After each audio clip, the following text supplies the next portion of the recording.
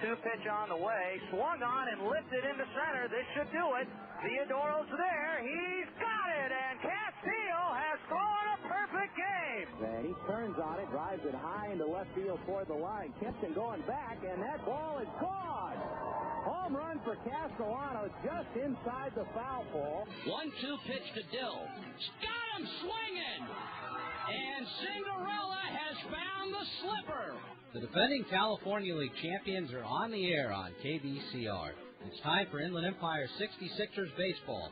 Today's 66ers game is made possible in part by Center Chevrolet, family-owned and operated, right here in San Bernardino.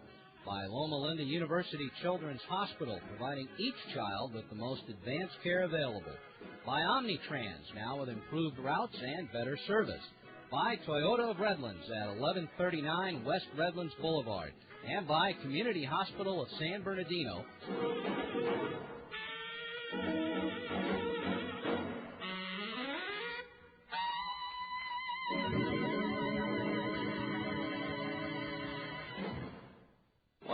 Everybody, and welcome to Arrowhead Credit Union Park. Mike Sager along with Mike Wagenheim, and also joining us later on tonight, Mike Benton, who does some radio for the High Desert Mavericks. So you're full of Mikes tonight. Happy you could be with us as we get ready for the special edition of 66ers baseball. Of course, tonight it is the All-Star Game 2004, the Carolina League All-Stars and the California League All-Stars.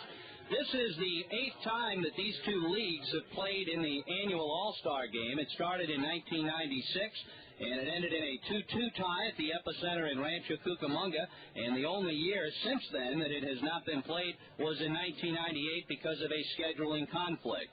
Last year, the game also at the Epicenter in Rancho, and the Carolina League finished with a 5-3 victory. Inland Empire 66ers Greg Jacobs wound up winning the Cal League MVP award for that game. Now, normally it alternates every other year, so this year was supposed to be a season for the Carolina League, but Potomac, I believe it is getting a new ballpark next year, and the Carolina League wanted to have the game there, and so they had swapped the All-Star Game, so the Cal League getting it 2 years in a row, which means next year and the year after, the All-Star Game will be in the Carolina League. This is the first time that San Bernardino has played host to this particular All-Star Game, and the only other time San Bernardino hosted an All-Star Game, you have to go way back to 1990, and that was at Old Fiscalini Field, and of course that was the North Division and the South Division. They had the skills competition earlier today, and the High Desert Mavericks' Travis Hinton wound up winning the home run contest in the second and final round. He hit 10 of them, and boy, did he get on a roll there late. Tony Blanco, the Carolina League, put on a hitting clinic as far as hitting prodigious home runs. A lot of fun. They had the catching accuracy contest. They had the outfielder accuracy contest. So the fans have been here. They opened the gates at 4 o'clock. They had the California and Carolina Leaguers out there signing autographs. They had the Olympians along with Derek Parra signing autographs. So the fans have been here for a while, and I think now they're ready for some baseball tonight, man. It's certainly good to be here. They expect a very large crowd here, as I'm sure a lot of people are still filing in. Bobby Livingston of the 66ers gets the start tonight, so Bobby will be pitching in familiar territory. Bobby, of course, has had a tremendous year, an 8-game winner, and on the hill for the Carolina League is a guy who's put together some pretty good numbers. He is from the Potomac team, and that is Rich Gardner, who, like Livingston, has a record of 8-2. The start of tonight's game is supposed to be about 7:35. We have an expanded pregame show for you, so we have a bunch of different interviews lined up to kind of keep you company until we get ready to start. Our first guest is the guy who was at the luncheon today. He is a scout for the Seattle Mariners, but most of you would remember him best from television. He was the character of Squiggy on Laverne and Shirley, that long-running program.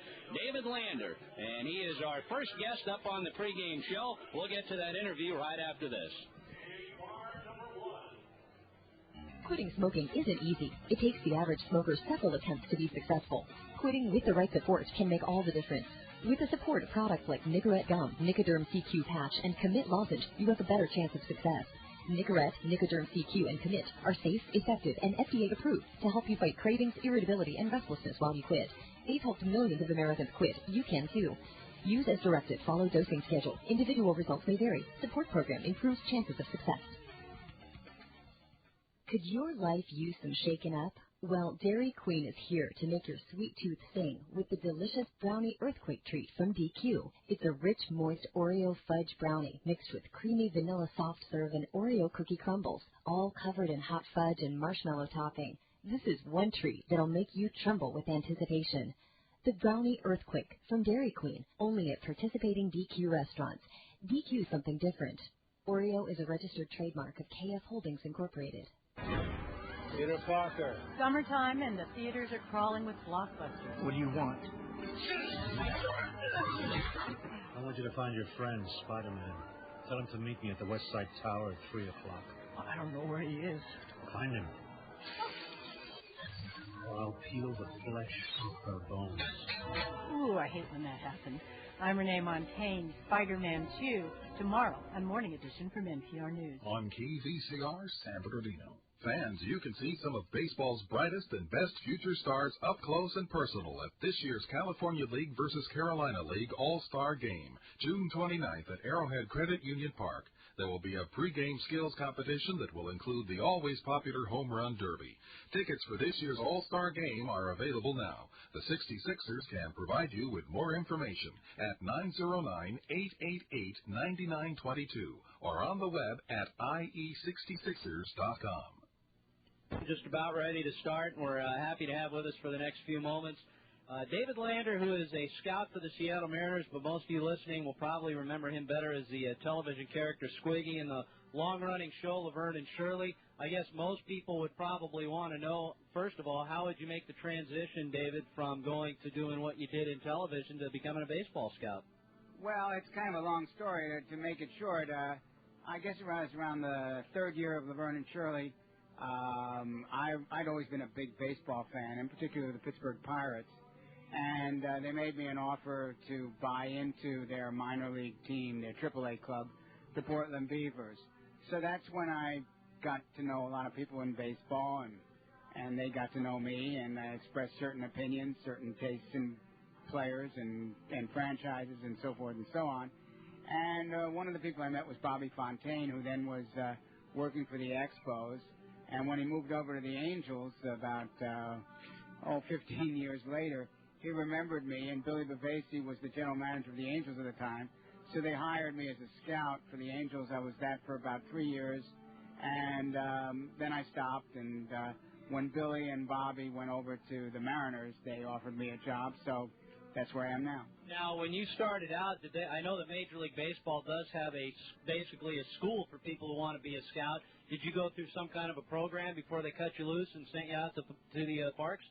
No, I should have, but I didn't.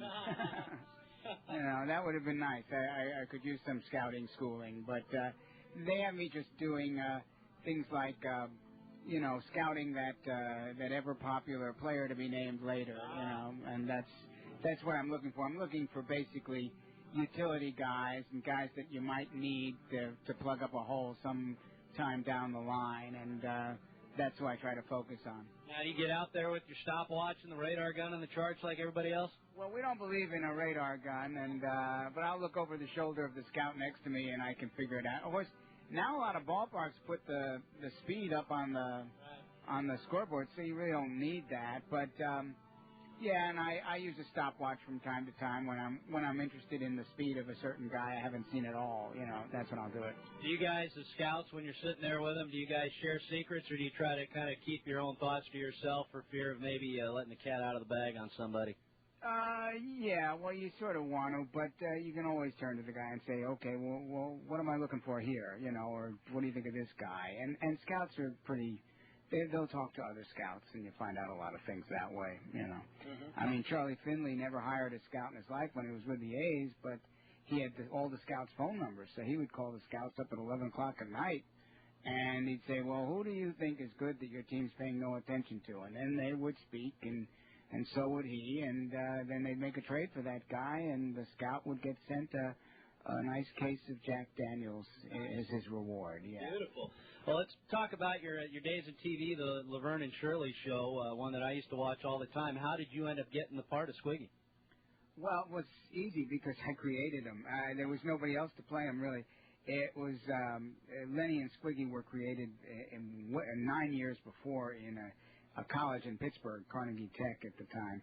And Michael McKean, who played Lenny, and I were both drama students.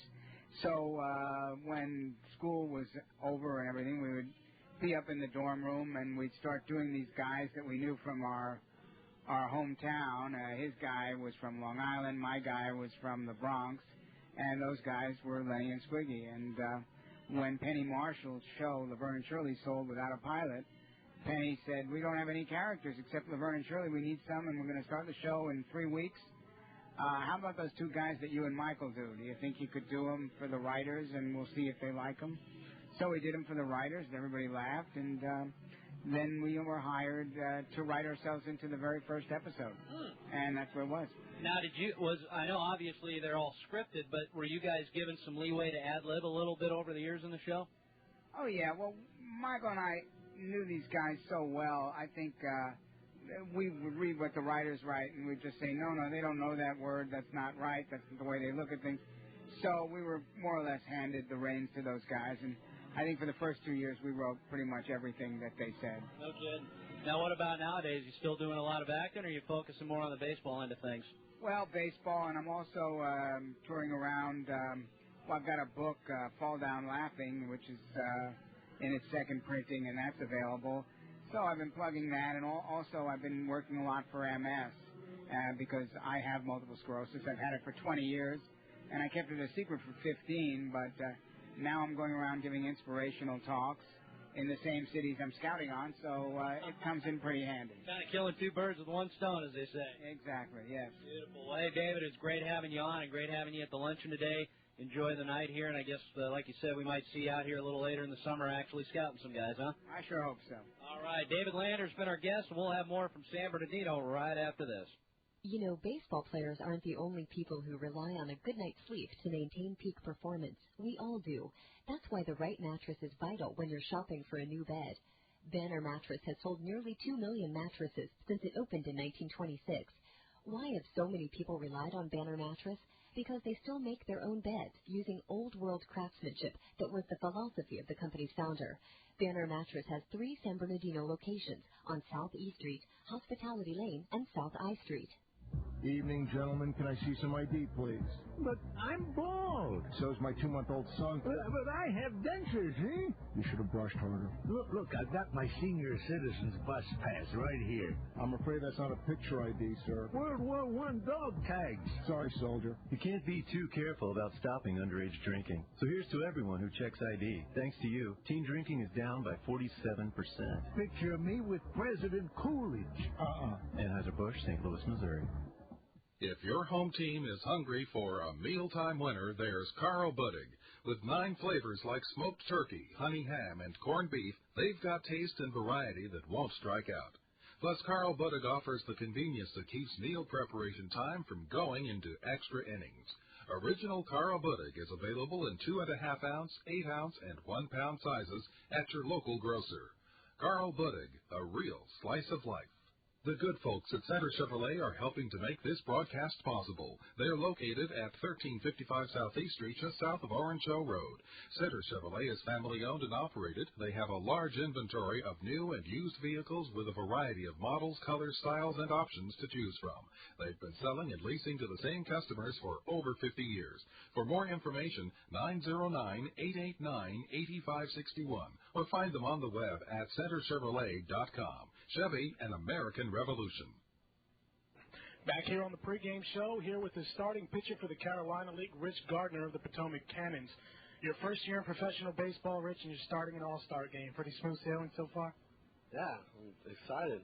I mean, it's an honor to be an all-star, you know. It's exciting. Tell us about your ride so far. It's been great, you know. Reds for me in the high A league, and been doing well, and feel comfortable where I'm at, and it's been good. You know, it's been fun.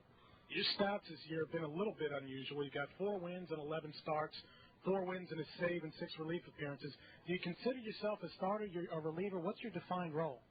Well, I consider myself a starter. We have a tandem where you start and then you close, and it's just something the organization's doing. But I consider myself a starter. You're a California kid, born and raised up near Santa Santa Clarita. About 7 hours north of San Bernardino.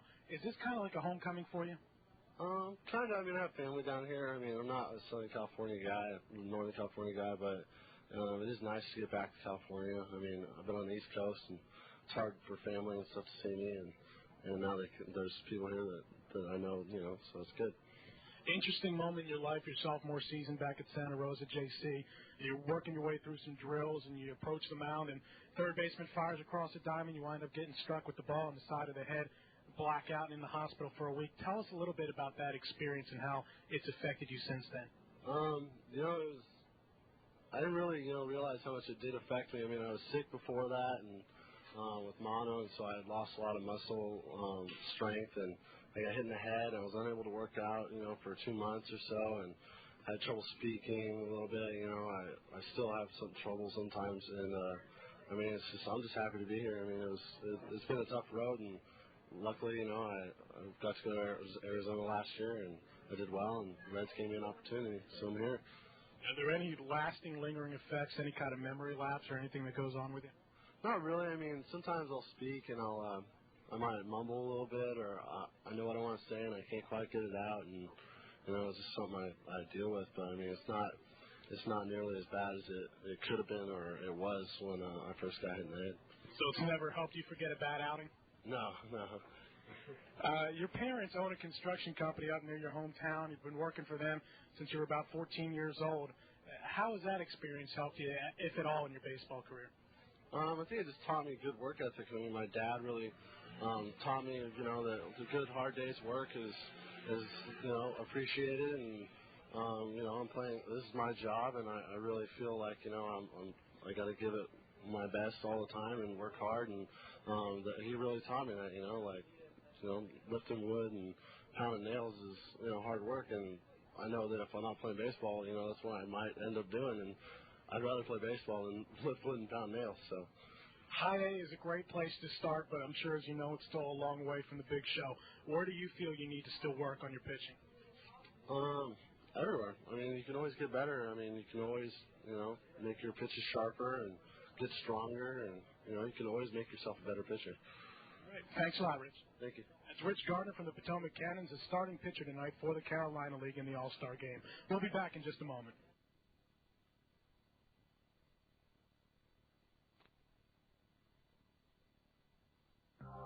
What are you doing this weekend? I'm going whitewater rafting. I'm acting in 2 different shows. I'm going camping. I am going to be out in my garden putting compost on my plants.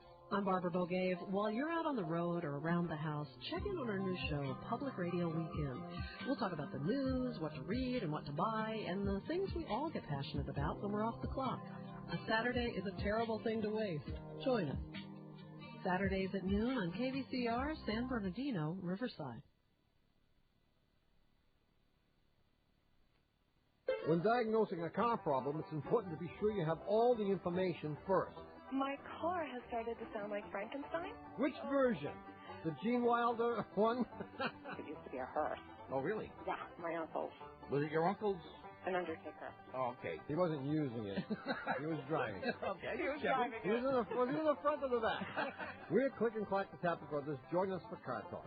Saturday mornings at 9 and Sunday mornings at 11 on KVCR San Bernardino.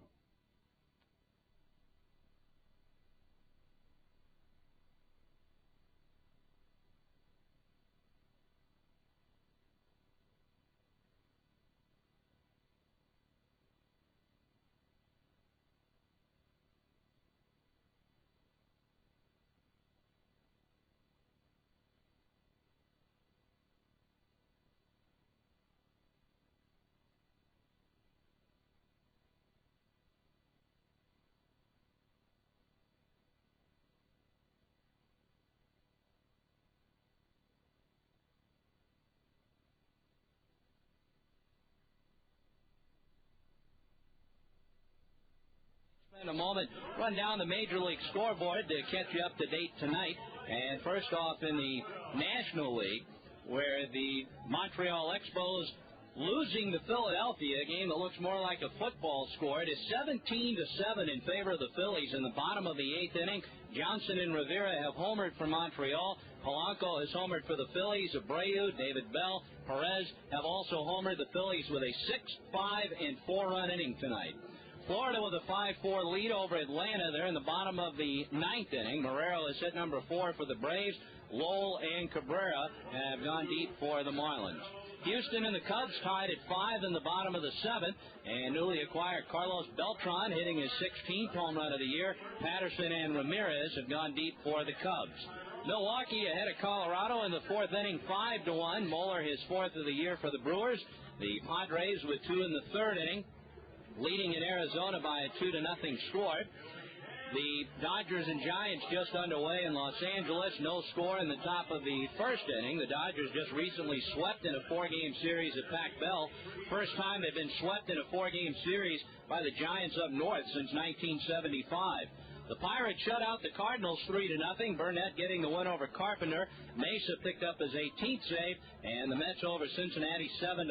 Solo over Van Poppel. Looper his 14th save. Cliff Floyd hit a pair of home runs for the Mets. Wigginton hit number 7, and Larson number 2 for the Reds. In the American League, Toronto shut out Tampa Bay 4-0 on a 3-hitter by former San Bernardino lefty Ted Lilly. He's now 7-4 this year. John Halama wound up the loser.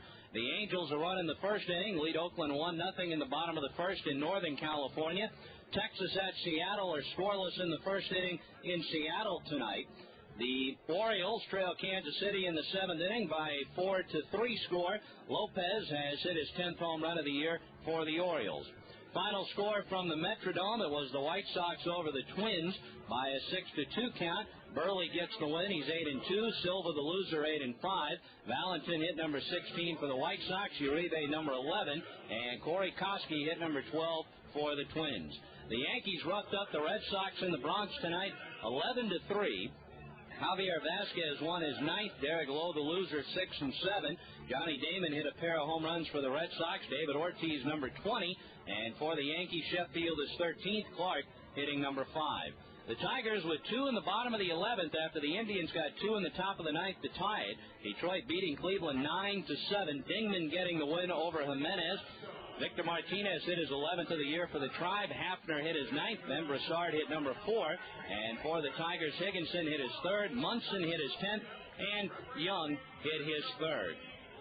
The pregame festivities still continuing. And I'll tell you what, you could not have asked for better weather this time of the year. You never know with June. It can either be stifling hot or very gloomy. The last couple of days have been absolutely perfect, and it's a good thing because there's a lot of people from out of town from the Carolina League and as well as from the North Division cities in the California League. And I'm telling you, this is perfect baseball weather. The sky's clear enough to see the gorgeous San Bernardino Mountains serving as a backdrop. We'll take a timeout. When we come back, we will be chatting with tonight's starting pitcher for the California League, Bobby Livingston. That'll be coming up in just a moment. Evening, gentlemen. Can I see some ID, please?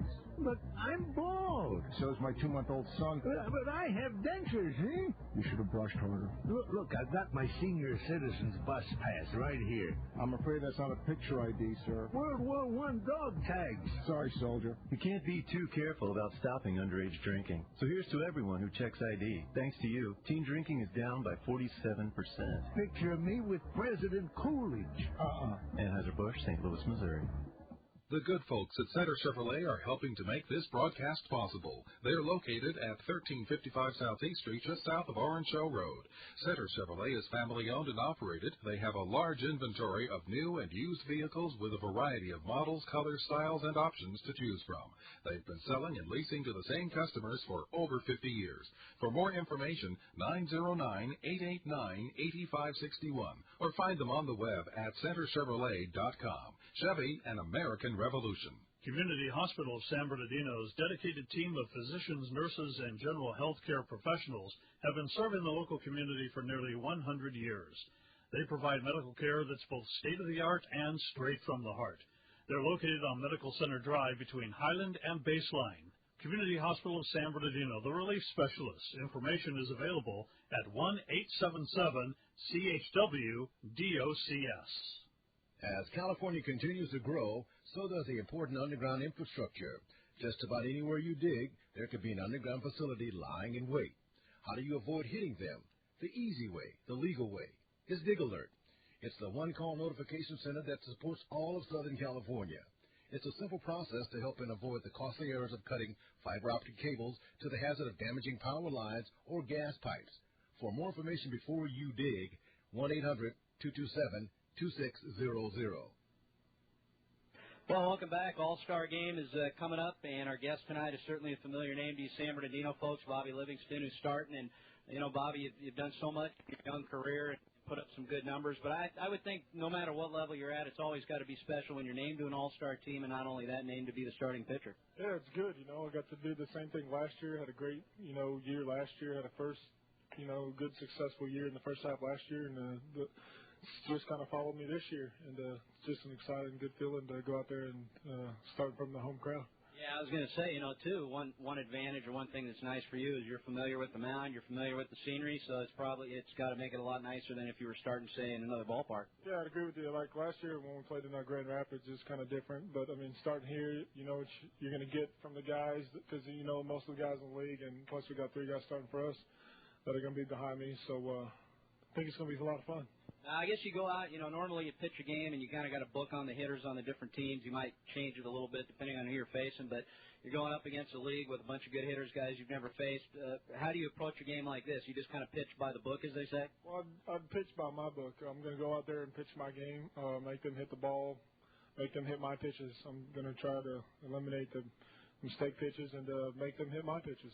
And that's what I've done all year here, and hopefully I'll do that against them and be successful with it. Now, when you've pitched in other All-Star games, do you get that feeling when you first go out there that you sort of get opening day, a little bit of butterflies because it's not a regular season game? The only thing that feels different is I feel like I can throw harder. Really? Yeah, that's the only feeling that I get different, because I guess my adrenaline's punching more, and it's the same thing within spring training, man. When I'm in spring training, I get to go to the big league game. It feels like I can throw a lot harder. Okay. So that's the only thing that's any different. That actually brings up my next question, because I know you've always said you're not really a strikeout pitcher. You look at your numbers, you're like 3rd in the league in strikeouts. Your average strikeouts per inning's higher this year than last year. What do you think's been the difference for you? My velocity, without a doubt. Doubling up on pitches, doing things. All I could really say is my velocity. My velocity's been, 5 miles an hour faster than it was on a consistent basis last year, and I think that's, what's going on with the strikeouts. Plus, I would imagine, too, like anybody who moves up a level, you got to be a little smarter this year than you were last year. I'd agree with you. I mean, anybody that's going to move up from the Midwest League to this league, and this being known as a hitters league, you got to make adjustments. If you don't make adjustments in baseball in your career, then you're not going to be very successful, and you kind of eliminate yourself. So you got to make adjustments. Now, you've had such a great year, but obviously there's always things to improve upon, and I know all of us are our own worst critics and enemies. So from your perspective, what do you see needing the most work on in the second half? Probably just continuing to do the things that I do when I'm successful.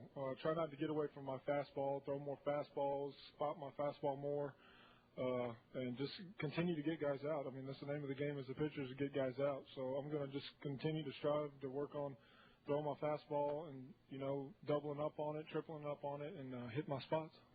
One more question, or actually comment. I guess it's got to be kind of nice for you, the couple innings you're going to be out there throwing to a familiar face in Renee back there. Yeah, it's good to have Renee back there. And I was telling the guy, the reporter just a while ago, that it's good having him back there because you don't really worry about the runners on base, and you just kind of relax more when he's back there. So love throwing to Renee. Hey, Bobby, well, best of luck to you tonight. We'll be rooting for you. Thanks for the time. Thanks, no problem. All right, that's 66ers Bobby Livingston. We'll have more in just a moment. The good folks at Center Chevrolet have one simple philosophy: to exceed expectations in every area as it pertains to their customers' needs. Center Chevrolet is family-owned and operated. This allows them to offer you their personal guarantee that your experience will be pleasant and you'll be greeted by a courteous and knowledgeable staff member. Center Chevrolet, serving the Inland Empire for over 50 years, is located at 1355 South East Street and on the web at centerchevrolet.com. Chevy, an American Revolution. If your home team is hungry for a mealtime winner, there's Carl Buddig. With 9 flavors like smoked turkey, honey ham, and corned beef, they've got taste and variety that won't strike out. Plus, Carl Buddig offers the convenience that keeps meal preparation time from going into extra innings. Original Carl Buddig is available in 2.5-ounce, 8-ounce, and 1-pound sizes at your local grocer. Carl Buddig, a real slice of life. Could your life use some shaking up? Well, Dairy Queen is here to make your sweet tooth sing with the delicious brownie earthquake treat from DQ. It's a rich, moist Oreo fudge brownie mixed with creamy vanilla soft serve and Oreo cookie crumbles, all covered in hot fudge and marshmallow topping. This is one treat that'll make you tremble with anticipation. The Brownie Earthquake from Dairy Queen, only at participating DQ restaurants. DQ something different. Oreo is a registered trademark of KF Holdings Incorporated. Omnitrans is working hard to provide the public with a level of service that's bigger and better. A listing of their system-wide improvements is in your bus book if you're a current Omnitrans rider or on their website. Omnitrans operates the nation's first gasoline-electric hybrid buses and over 100 buses powered by clean natural gas 7 days a week. Omnitrans will get you to work, school, or wherever life takes you with improved routes and better service. More information is at 800-966-6428 or on the web at omnitrans.org. Be smart, be safe. Omnitrans. Well, welcome back to Arrowhead Credit Union Park. Right now we have a meeting with the umpires, and we get 4 of them for tonight. You got Brandon Leopoldis behind the plate, Jeremy Sparling working first base, Brandon Cooney at second, and David Rackley over at third. And the managers, Darren Brown of the Inland Empire 66ers and Edgar Caceres of the Potomac Club, serving as the managers of the respective leagues. The pitchers warming up.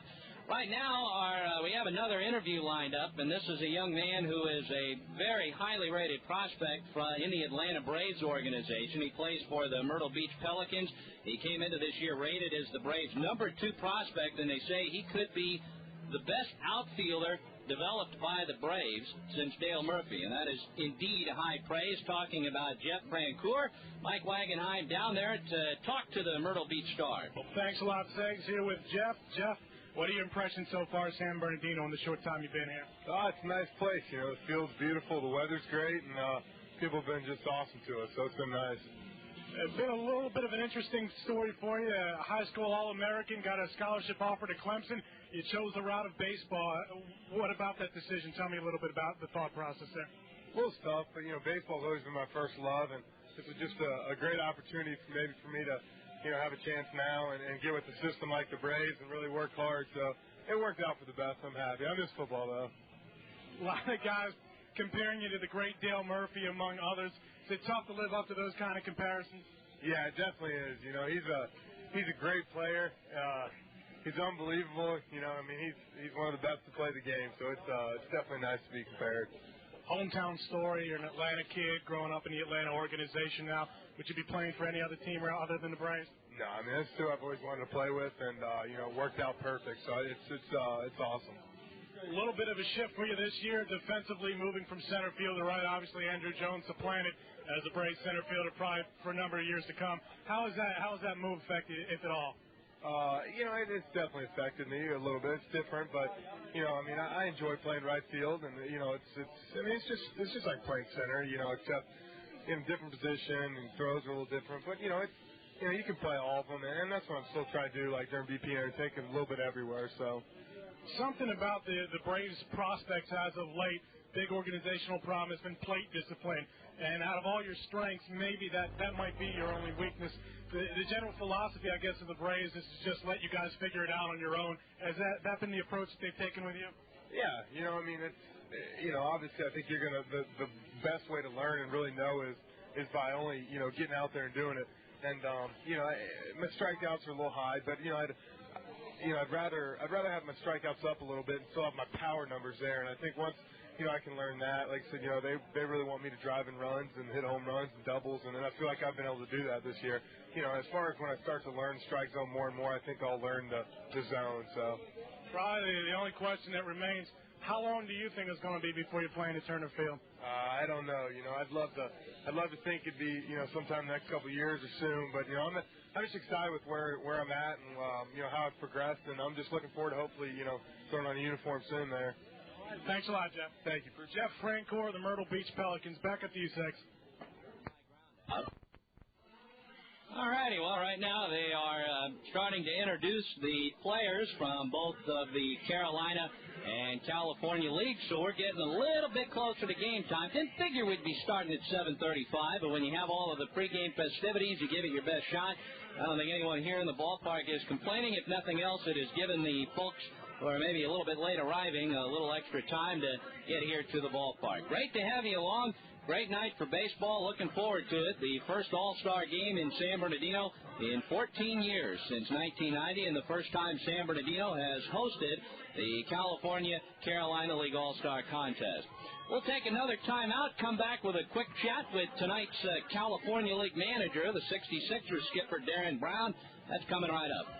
The good folks at Center Chevrolet have one simple philosophy: to exceed expectations in every area as it pertains to their customers' needs. Center Chevrolet is family-owned and operated. This allows them to offer you their personal guarantee that your experience will be pleasant and you'll be greeted by a courteous and knowledgeable staff member. Center Chevrolet, serving the Inland Empire for over 50 years, is located at 1355 South East Street and on the web at centerchevrolet.com. Chevy, an American revolution. If your home team is hungry for a mealtime winner, there's Carl Buddig. With 9 flavors like smoked turkey, honey ham, and corned beef, they've got taste and variety that won't strike out. Plus, Carl Buddig offers the convenience that keeps meal preparation time from going into extra innings. Original Carl Buddig is available in 2.5-ounce, 8-ounce, and 1-pound sizes at your local grocer. Carl Buddig, a real slice of life. Could your life use some shaken up? Well, Dairy Queen is here to make your sweet tooth sing with the delicious Brownie Earthquake treat from DQ. It's a rich, moist Oreo fudge brownie mixed with creamy vanilla soft serve and Oreo cookie crumbles, all covered in hot fudge and marshmallow topping. This is one treat that'll make you tremble with anticipation. The Brownie Earthquake from Dairy Queen, only at participating DQ restaurants. DQ something different. Oreo is a registered trademark of KF Holdings Incorporated.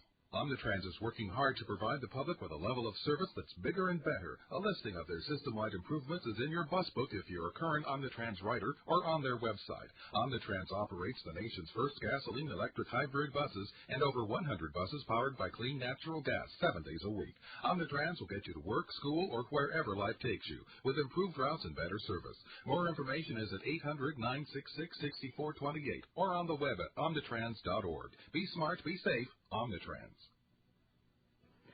Well, it's the All-Star game, and Sixer manager Darren Brown, it's not the first one he's managed. I guess a game like this, Darren, is about as close to a vacation day as you can get without leaving the ballpark for a manager, isn't it? It's pretty much write their names down and step back and watch them play. But it's about having fun. I think any All-Star game, it's a honor to get a chance to be in it, whether you're playing or coaching.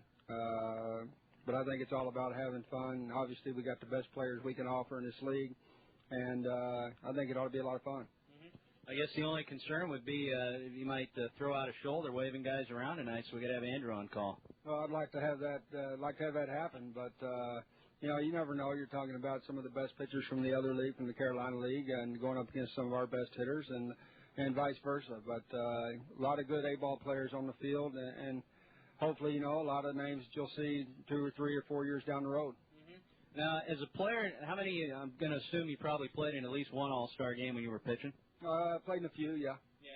How was the experience for you? I mean, what these guys are probably going through right now, being voted to the teams? Well, I looked at it probably the same way they are. It's a time to come have fun. You're being rewarded for a good first half.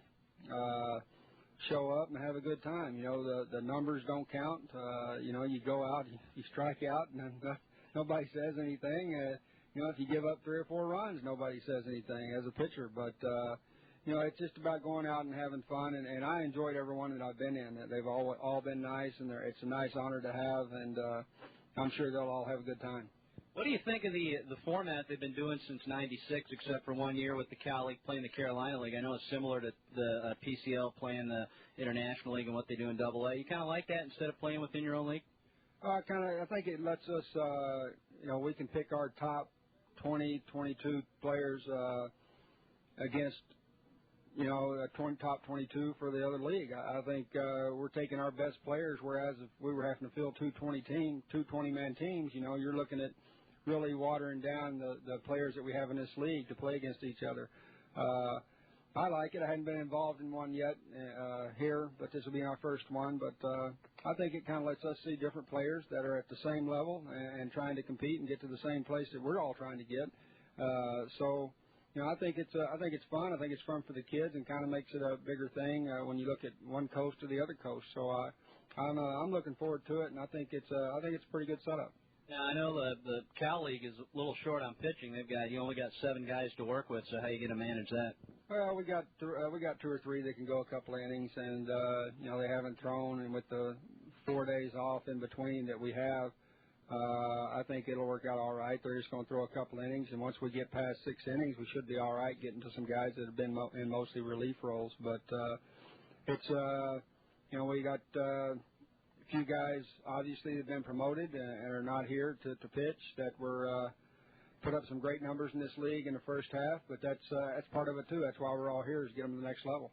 Now, what about the position players? Obviously, they're going to go a little bit longer. Are you just going to kind of pick and choose as the game goes along? Well, I can pick and choose. Having a few guys that can play different positions. Napoli's one that really gives us a little bit of playing at first base, and know he can also go behind the plate. So start him at first. He's probably going to play all 9 there unless something happens when we need him behind the plate. But you got to have a couple of guys like that can slide around. I know from an infield perspective, we got out of 5 guys here, 4 of them are shortstops. So obviously I can't play them all at shortstop. So they'll be moving around, but you're also looking at good players that should have the ability to play different positions.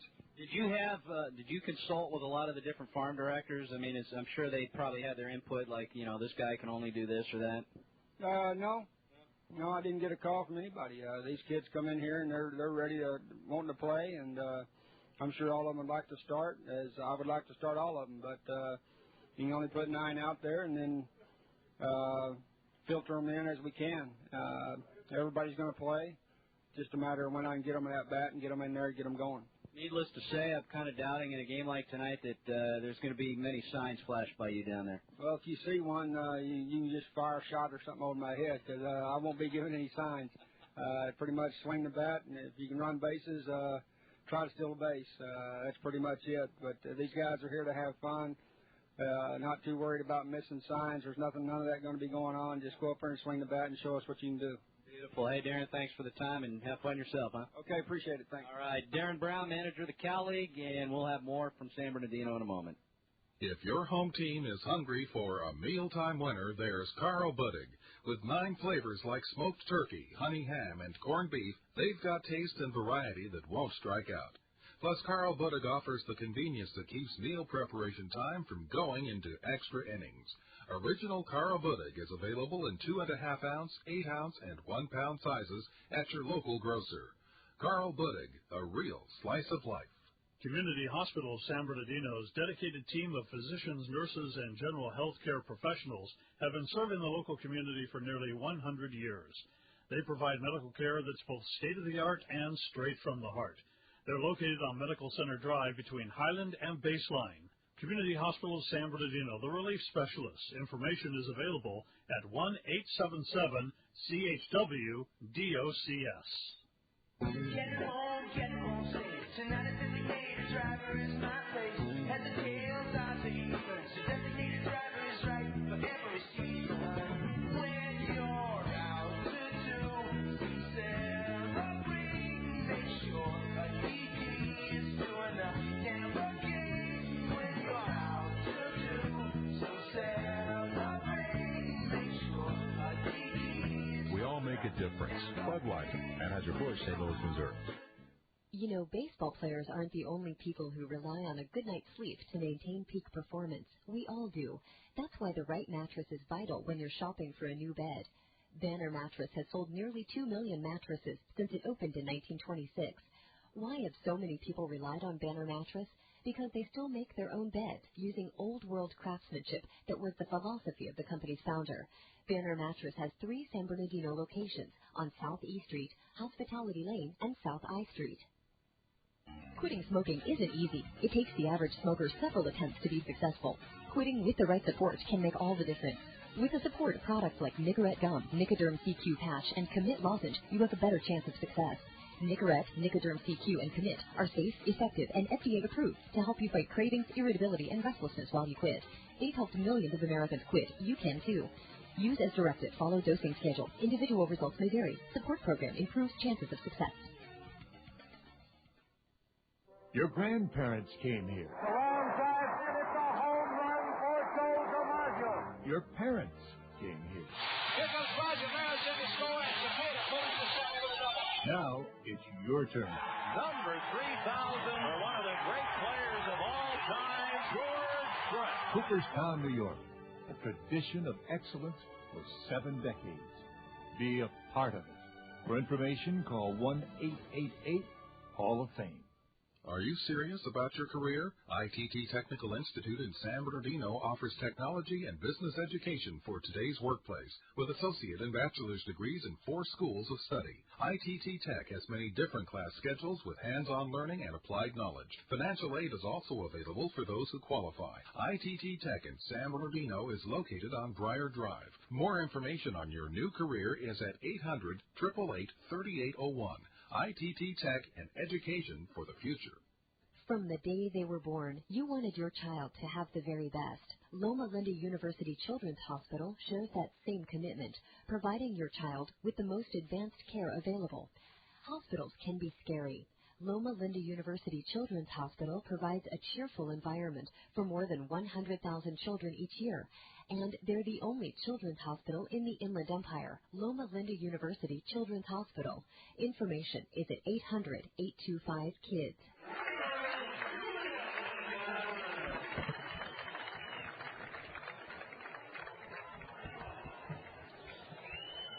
Well, all of the pregame pomp and circumstance is done, and we are just a few minutes away from getting started tonight. Again, welcome to Arrowhead Credit Union Park.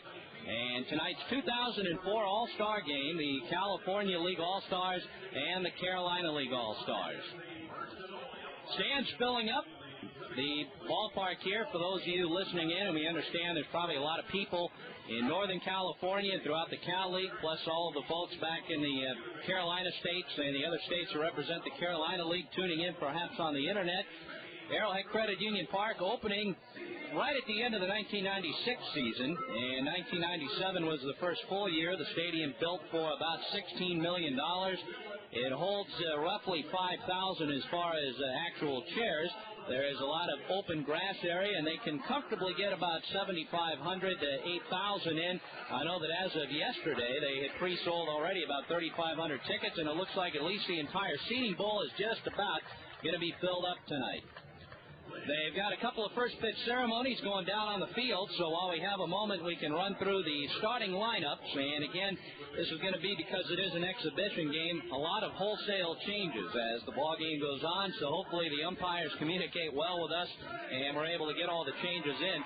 One nice thing about this year's All-Star game that I think is a little bit different from the past, the two teams wore commemorative jerseys during the batting practice and the skills competition, but actually during the ball game tonight, the clubs are going to be wearing their own team uniforms. So, of course, the Carolina League players in their traveling grays, the different unis to represent their teams, and the California League will be in the home whites representing their clubs. So at least when we have some changes on the field, it will be a little bit easier to separate than if everybody was wearing the same jersey.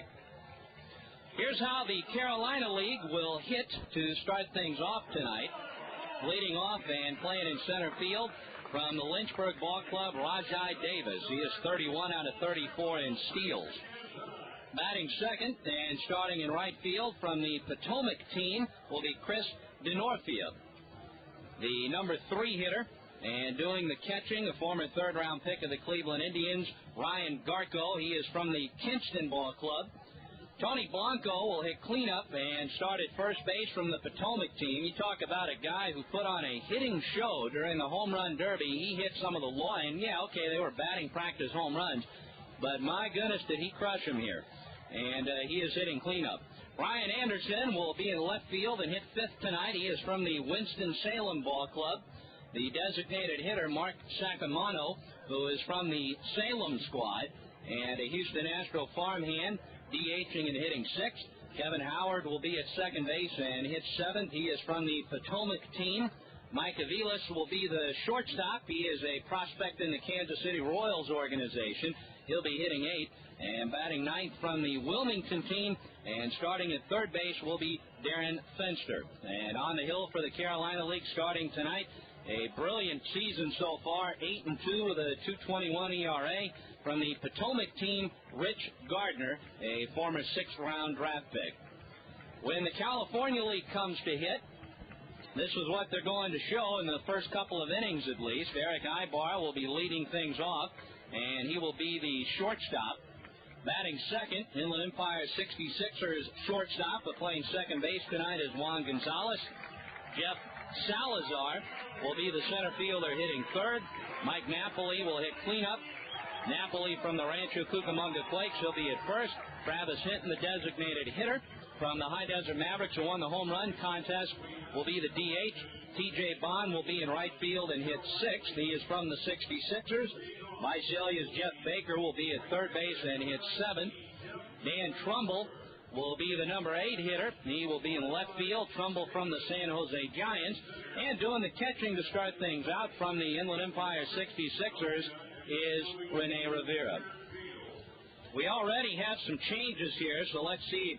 You know, I knew it was a good idea to write in pencil, and we already have a change before things have started. Rajai Davis is not going to lead off. He will act, well, he's going to be on the bench to start. So leading off, Jeff Francoeur, who was one of our pregame guests and a big prospect in the Atlanta Braves organization. He will be in right field and start things off. And that means that Chris Denorfia, who was originally in right field, will bat second and play in center field. Already putting us to the test, and we haven't even had a single pitch made at the ball game tonight.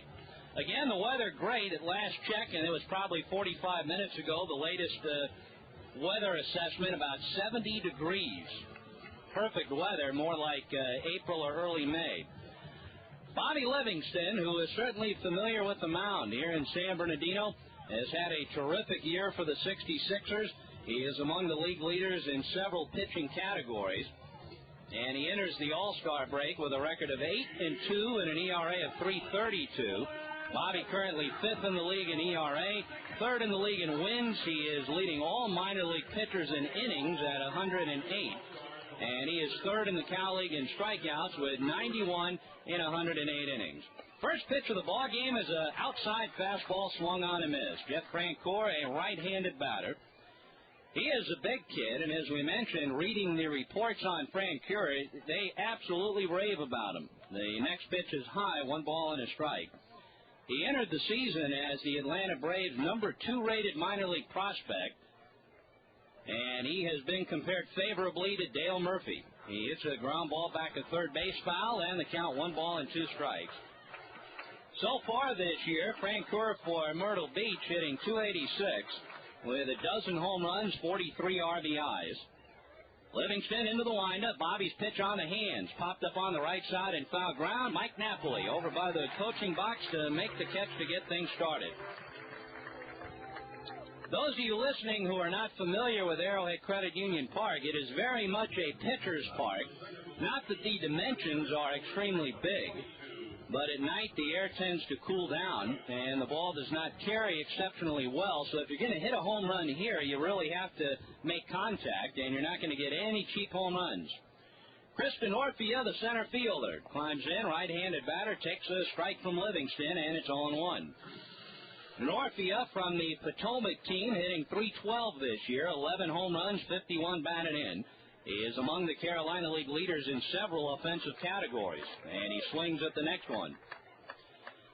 Bobby Livingston professes himself he is not a strikeout pitcher, but his strikeouts to innings this year greater than in either of his first 2 years. He is not an overpowering left-hander as he misses high and away with a fastball 1 and 2, but he does a tremendous job working all of the quadrants of the plate, in and out, up and down, and has exceptional control. The 1-2 pitch to Denorfia out in front, doesn't get it, or did he? Yeah, he foul-tipped it, and it goes to the backstop. So they put a new ball in play. This is the second time that Livingston has started an all-star game. The 6'3 lefty out of Lubbock, Texas, started for the Midwest League last year. The 1-2 pitch to Denorfia, fastball high 2-2. Ryan Garco waiting on deck. Bobby, a 15-game winner for Wisconsin last year. The Seattle Mariners affiliate in the Midwest League set the team record for wins. And the next one is an off-speed pitch outside, so the count to DeNorfia, now full 3 balls and 2 strikes. DeNorfia out of a school back in Massachusetts, Wheaton College. And when he was drafted a couple of years ago, as he hits a ground ball to short, Eric Ibar, who's about as steady as rain, goes to first to get the out. 2 gone. DeNorfia was the first player ever drafted out of that program, which at the time had been around for 5 years. So 2 away here in the first inning, and the Carolina League catcher Ryan Garko will be coming up. He is a Cleveland Indian farmhand who was a third-round draft pick last year and has made a big jump up to the Carolina League. Livingston with a fastball on the outside corner, 0-1. Garko hitting .323 with a dozen home runs, 46 driven in. And the next one inside got him. So Garko hit by the pitch with 2 outs. Carolina League with a base runner. And big Tony Blanco will be coming up to the plate. And I'll tell you, he fills out that uniform. Blanco listed at 6'1", 175 pounds, but there's no way I'm going to believe that. Because if he weighs 175 pounds, then I weigh about 130, and I haven't seen 130 since probably about the 7th grade. Blanco originally was in the Red Sox organization. As Livingston steps off and goes to first, Garko back safely. And he wound up being traded by the Red Sox to the Reds a couple of years ago. That was part of the Todd Walker deal. Todd Walker went to the Red Sox. Outfield straight away, Blanco takes high from Livingston, and the count 1 ball and no strikes. Blanco has tremendous power, and from what I have read, he is a very good third baseman. He's a kid out of the Dominican Republic, leading the Carolina League in home runs with 17. Swings a black-colored bat as he fouls it back into the stands just to our right. And the count now 1 ball, 1 strike. Tony also leading the league in slugging. And even though he is a big guy, understand that he runs relatively well. We might find out. He is 10th in the Carolina League in batting. Garko, a short lead at first. Livingston gets it in there for a strike. And the count now 1 ball and 2 strikes. Blanco rated as the Reds' 22nd best prospect coming into this year. He was the top position player prospect for 2 years in the Red Sox organization. Swings at one in the dirt. Rene Rivera firing down to first, and that's how the inning ends. So Bobby Livingston hitting a batter, the Carolina League leaving Ryan Garko, and we have played a half inning here in the 2004 All-Star Game. Carolina League nothing, and the Cal League coming ahead. Michelle, thanks for being with us again. You're welcome. And that interview by Day Today's Alex Chudwick.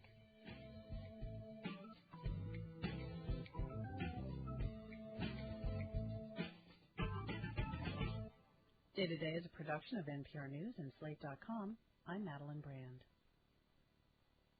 Support for NPR comes from the Corporation for Public Broadcasting, from Carnegie Corporation of New York, a foundation with a mandate from Andrew Carnegie to promote the advancement and diffusion of knowledge and understanding, from the Kauffman Foundation of Kansas City, dedicated to advancing entrepreneurship across America, on the web at kauffman.org. If your home team is hungry for a mealtime winner, there's Carl Buddig. With 9 flavors like smoked turkey, honey ham, and corned beef, they've got taste and variety that won't strike out. Plus, Carl Buddig offers the convenience that keeps meal preparation time from going into extra innings. Original Carl Buddig is available in 2.5-ounce, 8-ounce, and 1-pound sizes at your local grocer. Carl Buddig, a real slice of life. Community Hospital San Bernardino's dedicated team of physicians, nurses, and general health care professionals have been serving the local community for nearly 100 years. They provide medical care that's both state-of-the-art and straight from the heart. They're located on Medical Center Drive between Highland and Baseline. Community Hospital San Bernardino, the relief specialists. Information is available at 1-877-CHW-DOCS. Bottom of the first inning here at Arrowhead Credit Union Park. The Carolina League fails to score. And we can set them defensively for you. Going from first to third base, you've got Blanco, Howard, Aviles, and Fenster. And in the outfield, left to right, Anderson, DeNorfia, and then the late substitution, Jeff Francoeur, is out there in right field.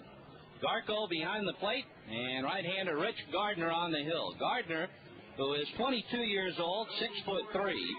He was a sixth-round draft pick of Cincinnati last year, although he didn't sign until August. And so his professional debut was delayed until this year. The Reds thought enough of Gardner to jump him all the way to the Carolina League, which is a pretty big jump.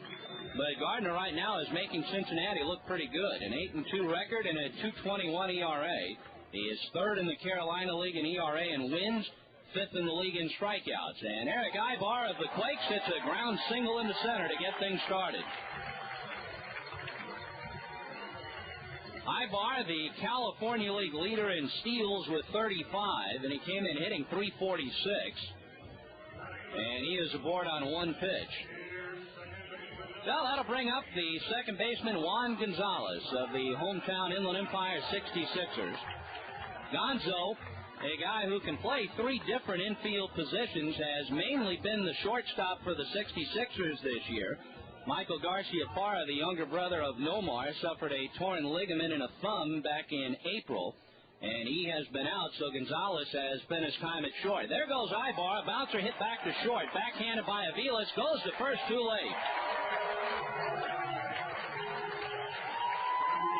Well, you know, that's what happens when you send a runner. You get the infielders moving, you open up holes, and good things will happen more times than not. Aviles, the shortstop, was breaking to cover second base, had to slam on the brakes and go back the other way. And while he did keep it from going into the outfield, by the time he got it and threw it over to first, Gonzalez was safe at first base. So the California League with two on to get things started. And Visalia's Jeff Salazar climbs in. Salazar is having an amazing season, but he has put together some pretty solid numbers the last couple of years anyway. He fouls Gardner's first pitch away. A Colorado Rocky farmhand who played his college ball at Oklahoma State.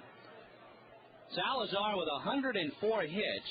That is the second most in the minor leagues, and his 76 runs would be more than any other minor leaguer. He has some power as well. He's at 13 homers. This time he yanks one foul down the right field line out of play. So Gardner ahead 0-2.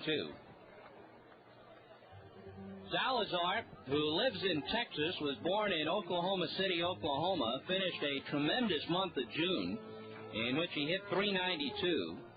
He has 13 home runs this year, 42 driven in, and that after hitting 29 home runs in the South Atlantic League last year, where he was an all-star. Next one is a high fly ball into right. Going back on it is Francoeur to the track and makes the catch. Ibar will tag at second. Irick will move down to third as the throw goes into second base. So one away in the first inning, runners on the corners. And Rancho Cucamonga's Mike Napoli will be climbing in to try to get the scoring started. Napoli has had a rather phenomenal season. This is a guy who was signed by the Angels in 2000. He had signed a letter of intent to play college ball at LSU. Going into this year, Napoli had hit 20 home runs in his first 4 years. Well, as we sit here now, Mike has a California League leading 19 home runs. His 75 RBIs would be the third most in the minors, and Gardner's first one nicked him. So they're going to award Napoli first base on the hit by pitch, and the bases are loaded for the California League here in the very first inning. Ibar at third, Gonzalez at second, Napoli now at first, and designated hitter Travis Hinton will be climbing in. Hinton, a Milwaukee Brewers farmhand who is representing the High Desert Mavericks and put on a show during the Home Run Derby earlier tonight. He wound up winning the Derby, hitting 10 home runs in the second round and beating out the Carolina League's Tony Blanco. And Hinton having a career year. He hits a ground ball up the middle into center field. Base hit. Ibar scores. Gonzalez to the plate. Napoli to third, and it's 2-0 in favor of the Cal League.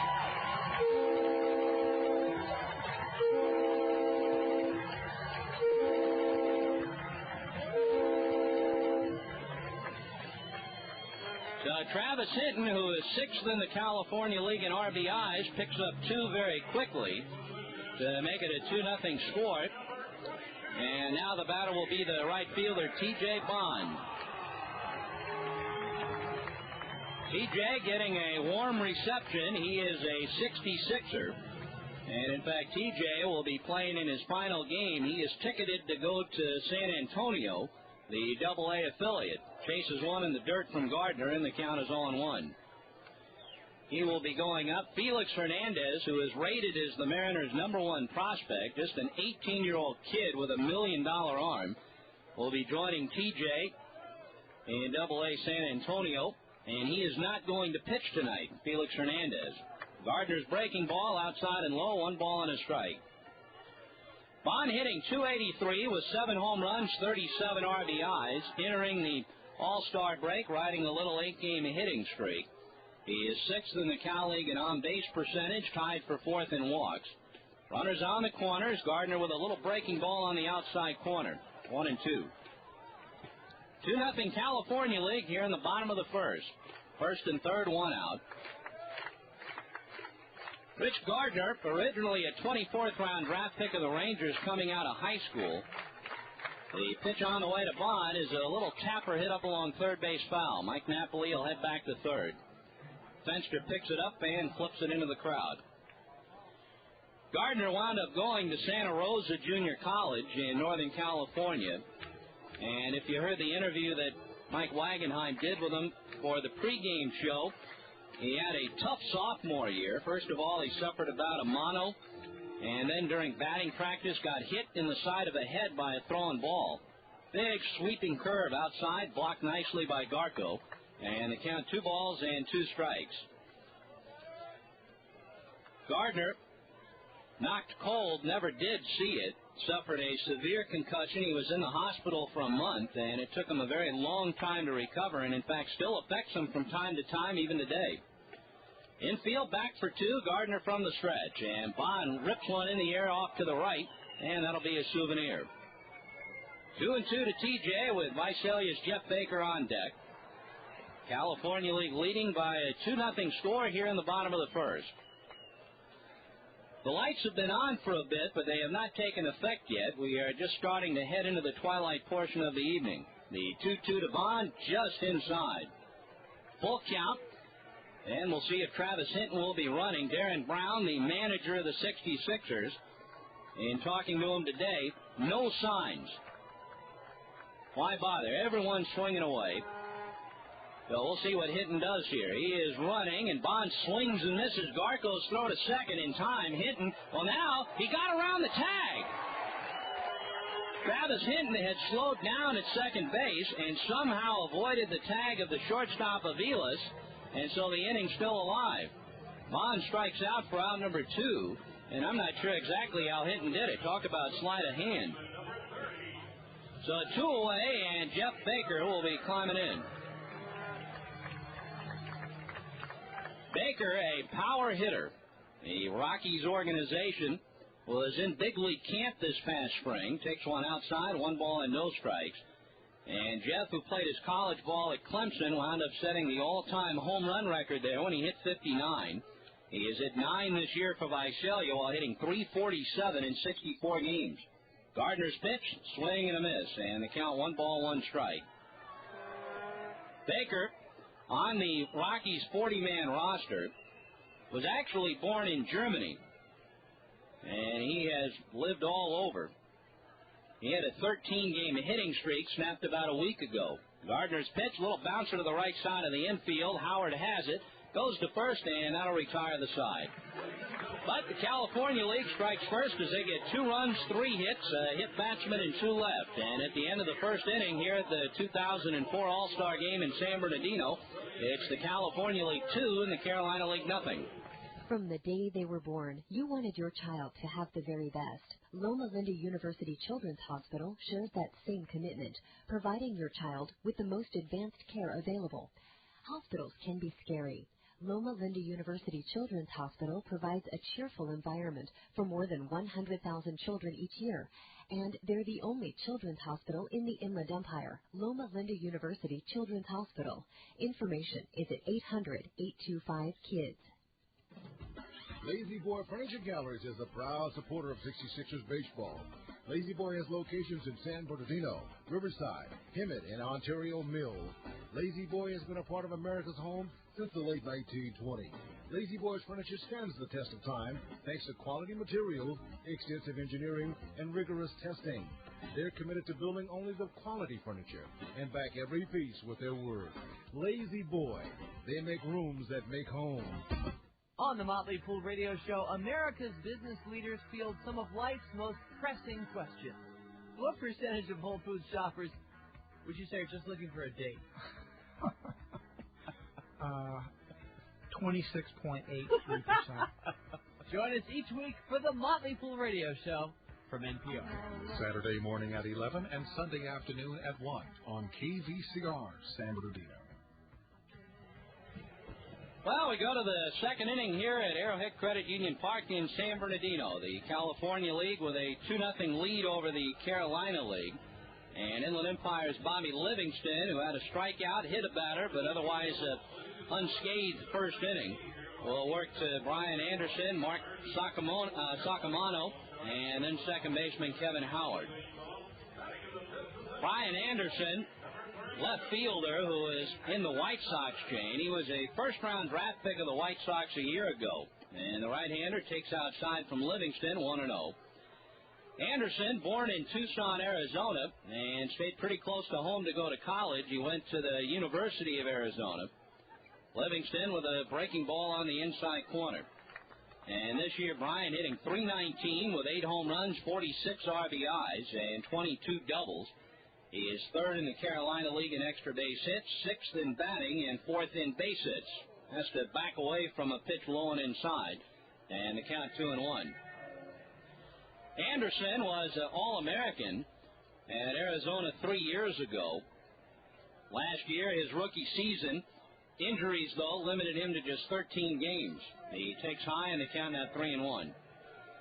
Rated as the 7th best prospect in the White Sox organization. He's also considered the White Sox best defensive outfielder and with the best arm of any of their minor leaguers. Bouncer hit to short. Eric Ibar fires to Napoli, and Mike stays on the bag for the out. One away here in the top of the second. Mark Sacamano, the designated hitter who is representing the Salem team, will be the next batter. Mark hitting .284 with 15 home runs. That would be tied for third in the league. And 55 RBIs. He would be third in the league in that category. He is a Houston Astro farmhand, and he hits a foul ball off to the right, 0-1.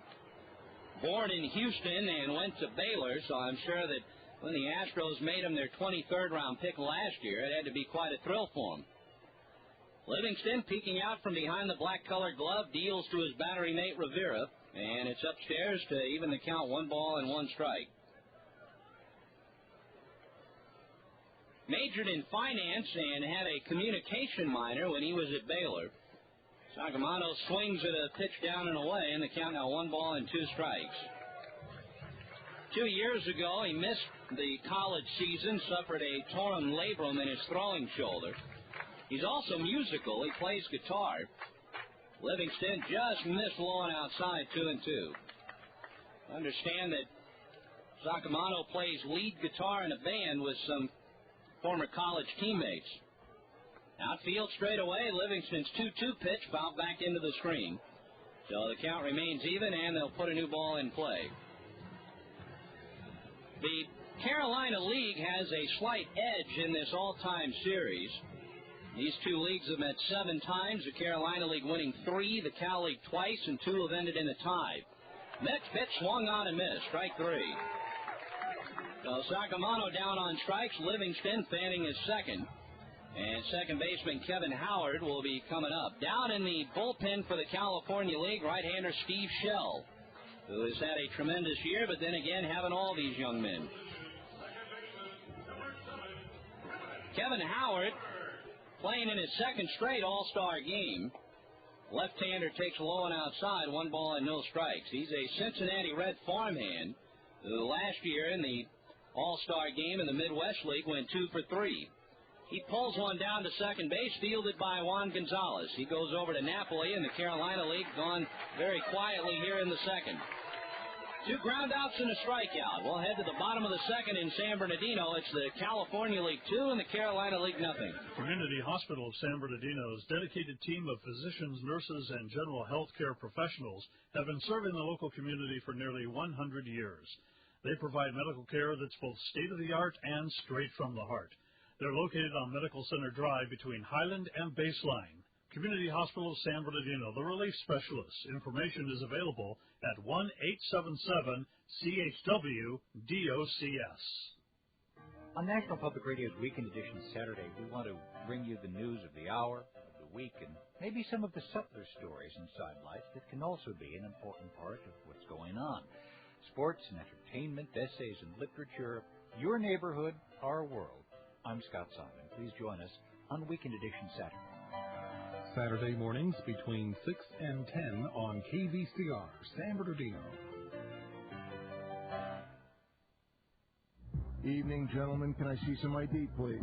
But I'm bald. So's my 2-month-old son. But I have dentures, eh? You should have brushed harder. Look, I've got my senior citizen's bus pass right here. I'm afraid that's not a picture ID, sir. World War I dog tags. Sorry, soldier. You can't be too careful about stopping underage drinking. So here's to everyone who checks ID. Thanks to you, teen drinking is down by 47%. Picture me with President Coolidge. Anheuser-Busch, St. Louis, Missouri. Well, folks, tonight's All-Star game made possible in part by Human Computer in San Bernardino, specializing in PC repair and parts, and they can usually turn a job around in 1 to 2 days. So if your PC is on the fritz, Human Computer on the corner of Highland Avenue and Del Rosa in San Bernardino. More information at 886-9000. Dan Trumbull of the San Jose Giants will lead off here in the bottom of the second against Rich Gardner, and Trumbull takes the first one on the outside corner, 0-1. A left-hander throwing in the bullpen for the Carolina League. No pitcher is going to go more than 2 tonight. Trumbull hits it off to the right out of play. Dan Trumbull with 16 home runs, 39 RBIs. His career high in home runs is 26, and he did that 3 years ago in the South Atlantic League. He had 21 in San Jose last year. And Trumbull in his 3rd year in the California League, hoping the 3rd time is the charm. Breaking ball outside, 1-2. Trumbull, in his first year in the league 2 years ago, hit just .216 and then hit .206 last year, but he has improved on that by 70 points this year. Breaking ball, missing outside, 2 balls and 2 strikes. In fact, Dan was a career .236 hitter in his first 4 years, so he has made some big strides this year. He is right now second to Rancho Cucamonga's Mike Napoli in the league in home runs. Gardner's next pitch is a breaking ball fouled off to the right. Trumbull, 6'2", 205 pounds, out of the University of San Francisco. Probably best known for churning out basketball legend Bill Russell, but they do have a baseball program. The 2-2 pitch on the way. Trumbull looks at one just low. Full count, Rene Rivera waiting on deck. Trumbull, born and raised in Nampa, Idaho. And he'll be 26 at the end of September. He was a 25th round draft pick of the Giants 4 years ago. Infield back, outfield straight away, and Trumbull out in front of a breaking ball strikes out. So 1 away here in the second inning for the California League, and Inland Empire's Rene Rivera. Fine young catcher coming up to hit. Rene Rivera, and I've been calling games for 14 years. He is about as good of a catcher behind the plate that I have personally ever seen. He has extremely solid catch and throw skills, and he calls a great game. He hits the first pitch on the ground to short. Aviles up with a clean lead, fires the first for the out. So 2 quick outs here in the second. Cal League getting 2 runs in the first inning. And now we're back to the top of the order. Eric Ibar from Rancho Cucamonga. Eric has a brother named Willie Ibar. Eric is the younger brother of Willie, who is a prospect in the Dodger organization. Willie is a third baseman. The Angels signing Eric in 2002 for $100,000. The first pitch from Gardner is low, 1-0. Ibar originally wanted $250,000. The sides continued to negotiate, and he wound up settling for $100,000. A very good ball player at the plate and in the field. He pulls it foul down the right field line, and the count evens up, 1 ball and a strike. He's rated as the Angels' 8th best prospect, and right now Eric 3rd in the California League in batting, 2nd in the league in hits. Had a 24-game on-base streak snapped earlier this month. The 1-1 on the way from Gardner is just a little bit high and inside with a fastball. Gardner has a pretty good arm. He'll consistently get that fastball up there 90 to 93. It has some sink and tail to it. Ibar fouls it back to third, out of play. He has a changeup which features a splitter-like tumble, and they already rate it as one of the best off-speed pitches in the Reds organization. Must be doing something right, obviously, to have a 2.21 ERA and an 8-2 record. Ibar slapping a low liner to the shortstop. Aviles going down to get it.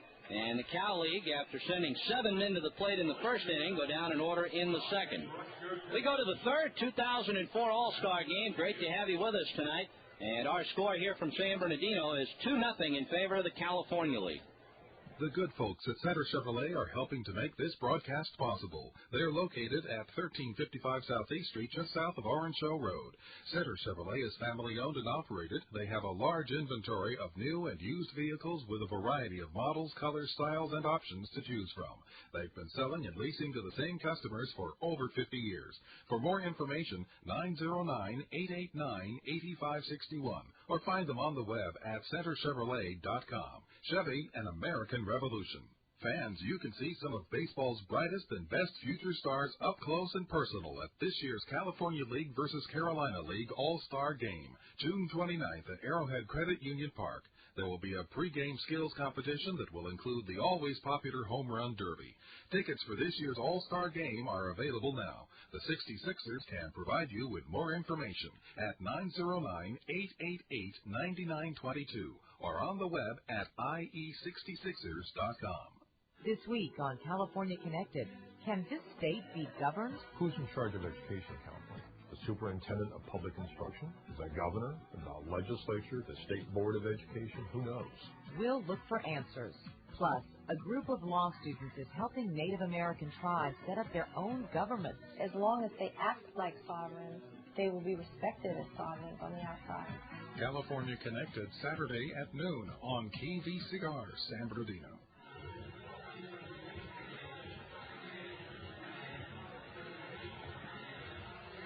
Right-hander Steve Shell of the Rancho Cucamonga Quakes will take over for Bobby Livingston, who threw 2 hitless innings tonight.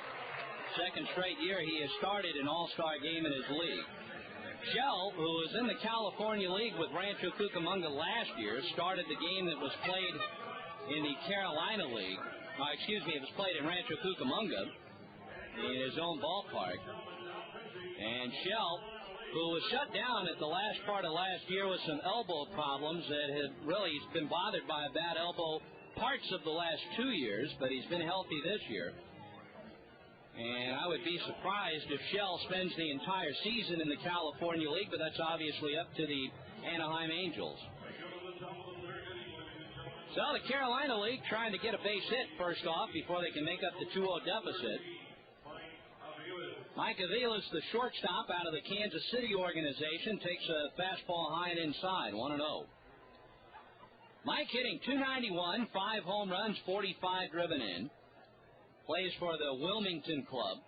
He was a 7th-round draft pick of the Royals last year, and he hits a high pop-up back at third base.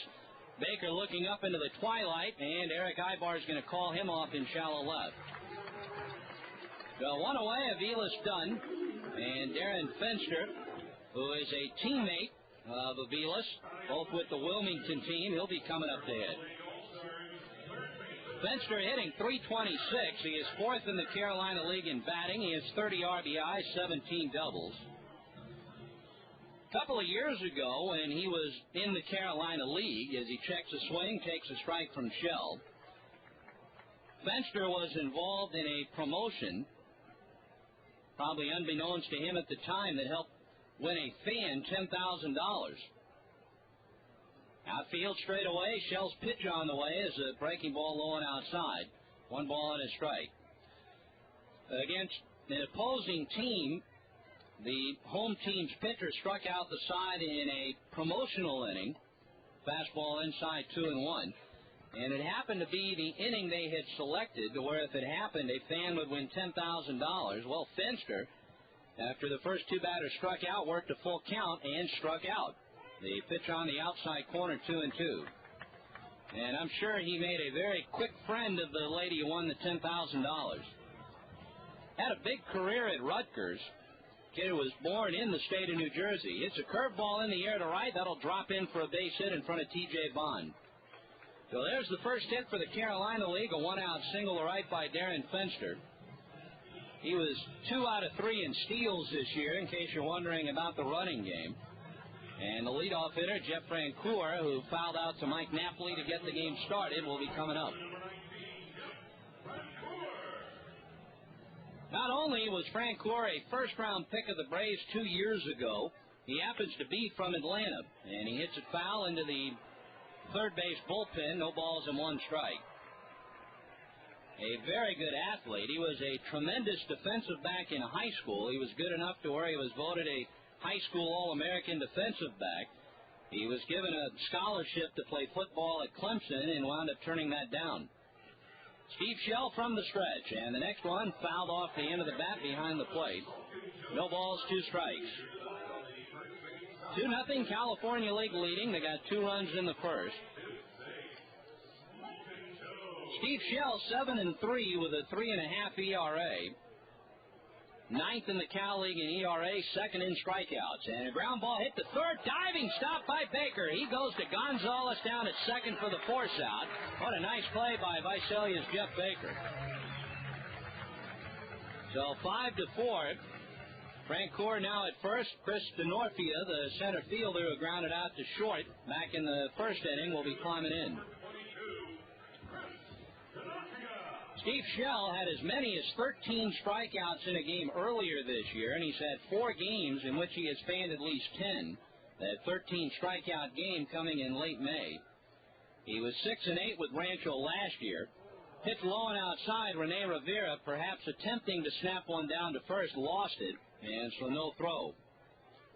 1-0 the count to the right-hand batting center fielder, who is from the Potomac team. They are a Cincinnati Red farm club. DeNorfia, 23 multiple hit games this year. And a big curve from Shell in for a strike. Shell with great command, a strikeout to walk ratio of about 4-1. 23 walks, 100 strikeouts. The Cal League hitting under 240. And he's actually been a better pitcher in his road games. Pitch is low and outside, so I guess this would kind of constitute one, even though the Cal League is the home team. Rancho Cucamonga located about 20 minutes from San Bernardino. And Shell's ERA away from the epicenter this year, under 270. There goes the runner. The pitch is grounded up the middle. Eric Ivar has it. He'll go to first base to get the out, and that'll take care of the side. So DeNorfia grounds out 6-3. The Carolina League getting its first hit of the night. Wind up leaving a runner, and at the end of 2.5 innings, it's the California League 2 and the Carolina League nothing. Hello, it's me again to tell you about the wonders that is me, the Verizon Super Pages, the spicy jalapeno of the Yellow Pages world. Tonight, let's play chic. I have oodles of clothing stores and salons. You can even get some very dark, mysterious sunglasses. Then we can hit the night spots all over town. I'm the Yellow Pages that knows where to boogie. And I'm also available on your cell phone and online on superpages.com. So you can open up the Verizon Super Pages phone book if you want to take a big swig from the flask of life. Online, on your cell, in the book, the Verizon Super Pages. Wherever you are, there it is. There's a saying in baseball that to play well, you have to look good from head to toe. That's why all Major League and Minor League Baseball players wear caps made by New Era Cap Company. Behind every New Era flag is a storied past of passion, integrity, and pride. Passion for detail and excellence, Integrity that's reflected in a high-quality cap, and pride for the successes and relationships born from passion and integrity. More information on New Era caps can be found at neweracap.com. New Era Cap Company. It's not a cap, it's a flag.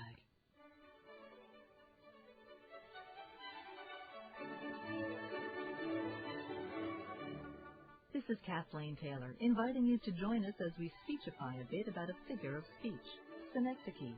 That's coming up on the next Word for the Wise. Friday morning at 8:36 on KVCR, San Bernardino, Riverside. New pitcher into the game for the Carolina League as we go to the bottom of the third. It is left-hander Zach Duke, who is from the Lynchburg team. They are a Pittsburgh Pirate affiliate. Duke, a 20th-round draft pick 3 years ago, 9-3 with a 1.37 ERA this year, and the Carolina League has hit just 198. Through a complete game last Saturday, he had 7 quality starts, and 3 times this year has struck out 9 batters in a game. He is right now leading the Carolina League in ERA, tied for the league lead in wins, and he is second in the league in strikeouts. Duke, in his third year, he was as I mentioned, a 20th-round draft pick of Pittsburgh. 21 years old, 6'2", 200 pounds. He went to Midway High School in Clifton, Texas. He signed too late to pitch in 2001, but he had a very good year in the Gulf Coast League in 2002. He also lost 20 pounds and then made a smooth jump to low Class A last year. Leading off here in the California League third, Juan Gonzalez, the 66er infielder, taking ball 1. Gonzo with an infield hit in the first inning, scored the second of the 2 runs, and he fouls the next one back, 1-1. Gonzalez is in his first year in the Seattle organization. He was signed by the Tigers, and he came over this past January in the Carlos Guillen trade. Out in front of a pitch, fouls it back. So the count 1-2.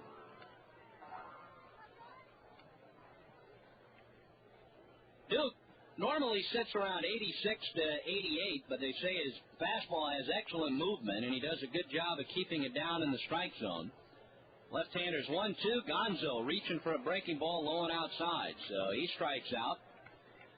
Juan, a switch hitter, has been a much better hitter from the other side of the plate this year anyway. 1 away for Jeff Salazar. Salazar flied to right field in his first at-bat. Some of you may have heard of Matt Holliday. Well, Salazar, who was signed as a college senior out of Oklahoma State, Matt Holliday's father, Tom, the coach there. And Salazar last year leading the South Atlantic League in home runs and RBIs. Looks at a strike from Zach Duke. That was his first full year, and he nearly put together a 30-30 season. Swings a black-colored stick, takes a rip at one and doesn't get it. And the count is 0-2. 37 multiple hit games this year. That is an amazing total, just barely halfway through the season. They say that he doesn't project to be a big-time home run hitter, but a guy who will get a lot of doubles and hit for a good average. Plus, he's a very good center fielder. Duke sending one to the backstop, and the count now 1-2. Does a good job of using all the fields, has a pretty good strike zone judgment, runs well. They say he'll occasionally get himself in trouble when he gets a little too pull-happy, but having a big year. Duke's pitch is swung on and missed. Looked like perhaps a changeup down and in. So Salazar fans, Gonzalez and Salazar strike out in the third. And here comes Rancho Cucamonga's Mike Napoli.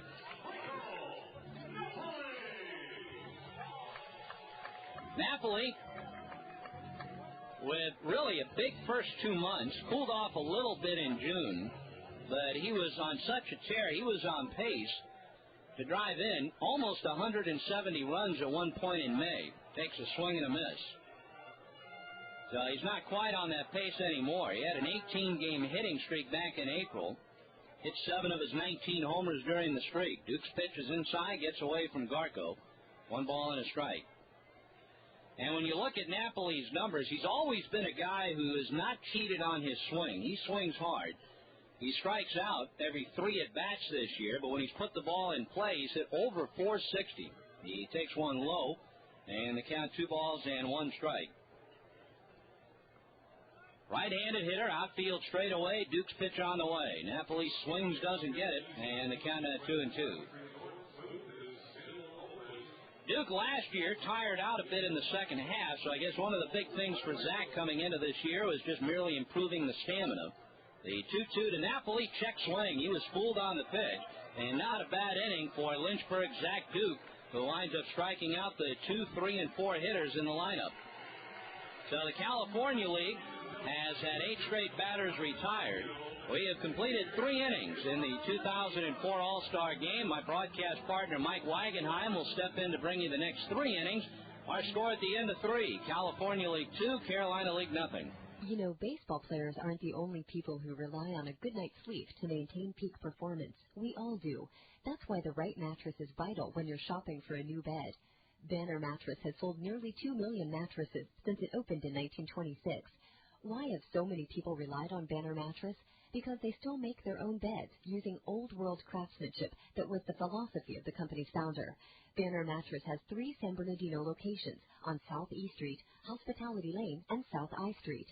If your home team is hungry for a mealtime winner, there's Carl Buddig.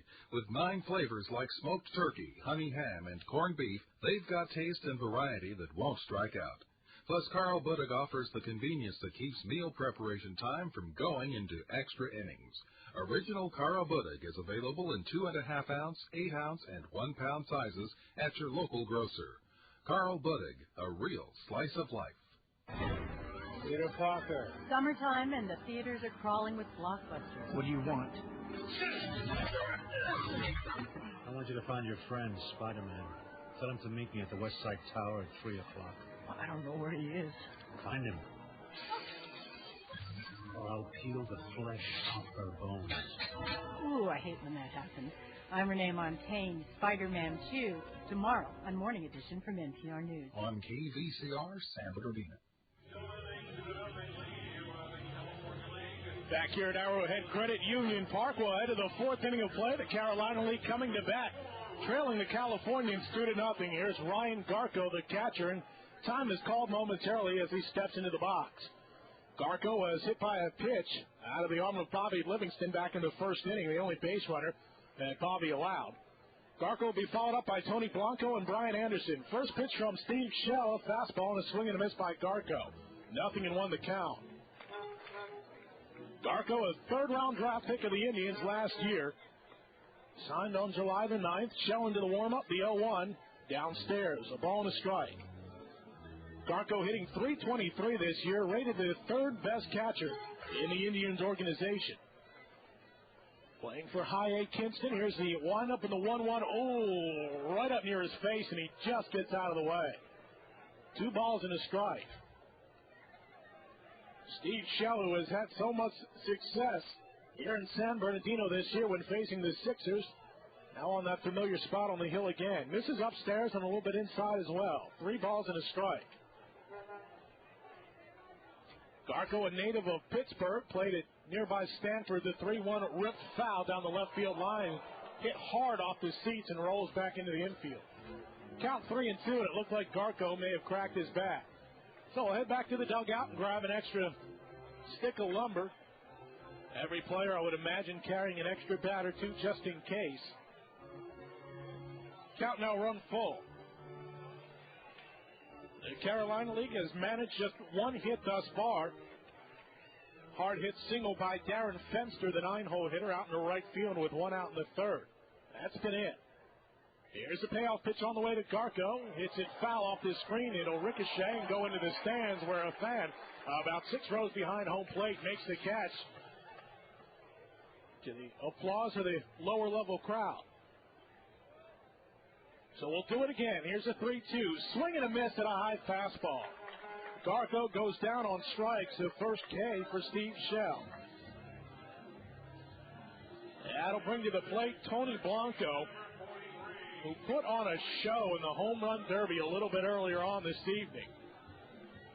There were some bombs launched, and if you're familiar with Arrowhead Credit Union Park, Picture the left field home run area. He bounces one, a little chopper toward the second baseman, Juan Gonzalez. He'll throw over to first for the putout on Blanco. 2 down. If you picture Home Run Hill, and you keep going back toward the warehouse that sits behind the park, there's a fence that separates that parking lot from the stadium itself. Well, Blanco hit that second fence. That is a long, long way from home plate. Here comes Brian Anderson, 2 out, nobody on. Anderson takes a call at first, strike at the belt, 0-1. Brian Anderson, a freshman All-America back in 2001 out of the University of Arizona. The 0-1 pitch tailed away from him, and he went after it. It's now 0-2. Anderson, the Carolina League starting pitcher tonight, Rich Gardner, teammates for a year at the University of Arizona. Anderson playing for Great Falls in the Pioneer League last year, hit .388. The 0-2 up and in. Hit off the mid of Rene Rivera, and he catches it in midair with the bare hand. Count now moves to 1-2. Anderson, befell by injuries last year, hurt his wrist sliding into second base while completing the cycle in a game last year. Swings and fouls it to the backstop. Count remains 1-2. So it ended his season pretty early last year. Didn't appear to be very serious at first from what we understand, but the pain would just not subside. Wound up having an MRI, and the results were not good. The 1-2 on the way to Anderson just gets a piece of it and fouls it to the backstop. So the count will remain 1-2. Anderson had surgery in December of 2002, but the procedure last time around was a little bit different.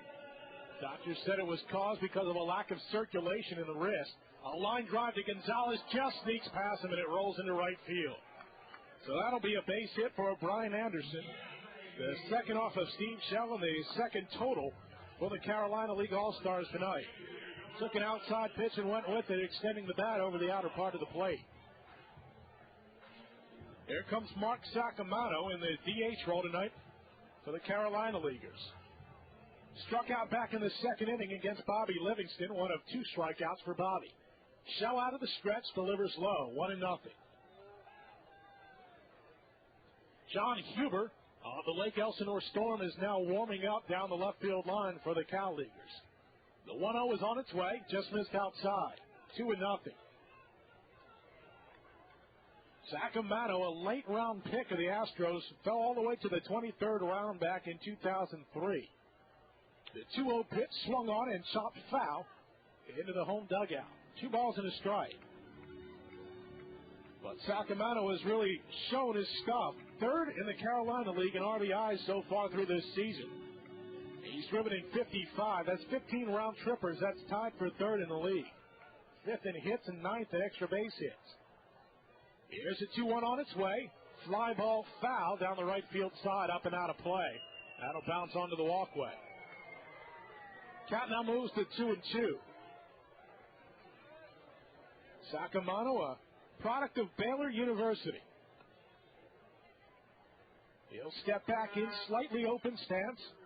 Number 11 in red on the back of his gray jersey. Here's a stretch from Shell. The 2-2 misses outside. Snap throw down to first. And just sliding back in is Brian Anderson. Rene Rivera using the exhibition game as just that, an exhibition, and took a chance there with the throw down to first and almost got out of the inning with it. The payoff pitch is on its way, 2 outs. Anderson is off with the pitch. It's on its way, and a nasty breaking pitch from Shell. Swing and a miss from Sacamano.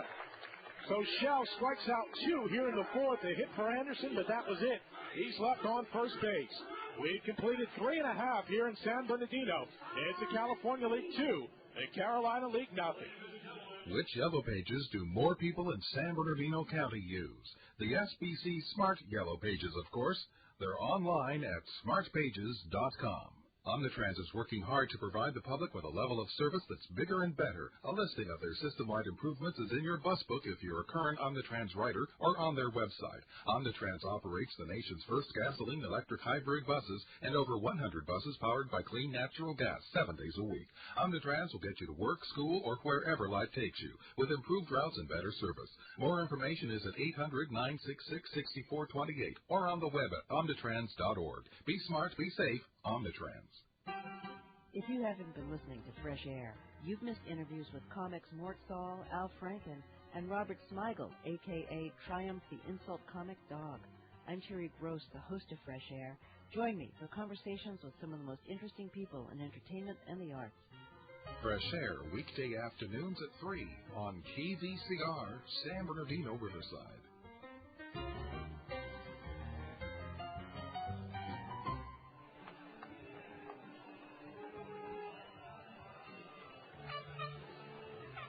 We've got a new pitcher in there for the Carolina League. Taking the place of Zach Duke will be right-hander Trey McGill. McGill representing the Wilmington Blue Rocks tonight. He comes in with a perfect record of 8-0, a 1.88 earned run average in Sweet Home, Alabama, playing over the loudspeaker. It's appropriate for him. Born in Mobile, Alabama. Attended Spring Hill College down in the state of Alabama. Pitched a complete game 3 hitter back against Lynchburg on April the 14th. He's got 9 quality starts already this year out of 15 starts total. McGill was actually signed by Montgomery, an independent league team at the time. Back in 2001, played for Cook County in the Frontier League, another independent league. In that same year of 2001, finally, his contract purchased by the Royals. On August 10th of 2001, he was on the DL for the better part of last year.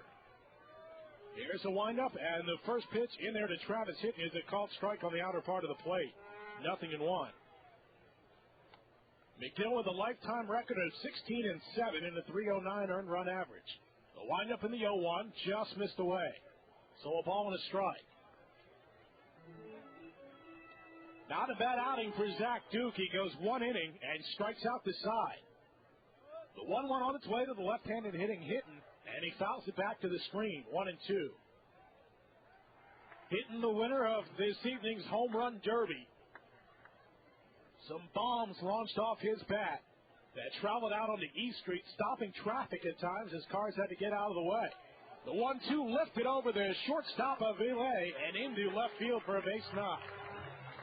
Second hit of the ball game for Travis Hitton. Travis drove home the 2 California League runs back in the first inning of play, bringing home Eric Ibar and Juan Gonzalez. Not a bad night at all for Travis Hitton. We now have a pinch hitter, TJ Bond of the 66ers, has been lifted out of the ball game as we expected after 1 at-bat. He'll be replaced by Jared Ball of Lancaster. Ball, a switch hitter, will bat from the left side against a right-handed throwing McGill. Ball in that cream-colored Lancaster jersey with the black undershirt. McGill coming set, his glove away from his body, delivers low, 1-0. So TJ's night is done. He struck out back in the first inning and expected to be shipped off to AA San Antonio tomorrow morning is TJ Bond. McGill delivers across the knees for a called strike, 1-1. So we say goodbye to TJ and best of luck to you. He's got a plane to catch at Texas tomorrow where the Missions will take on Frisco. That ball is slapped fair down the third base line. Ball is gunning for second. Here's Hitton heading for third. Ball gets caught up in the bullpen. Brown is going to wave Hitton around. Here's the throw to the plate. Not in time, and Ball will head down to third. RBI double for Jared Ball, 3-0 California.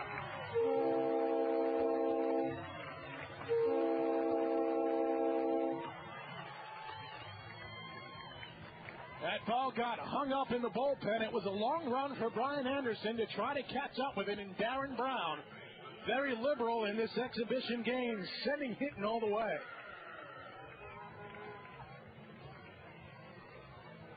Two straight hits here for the California League. Here's Jeff Baker up at the plate. Swing and a miss at the first pitch down low. 1-0.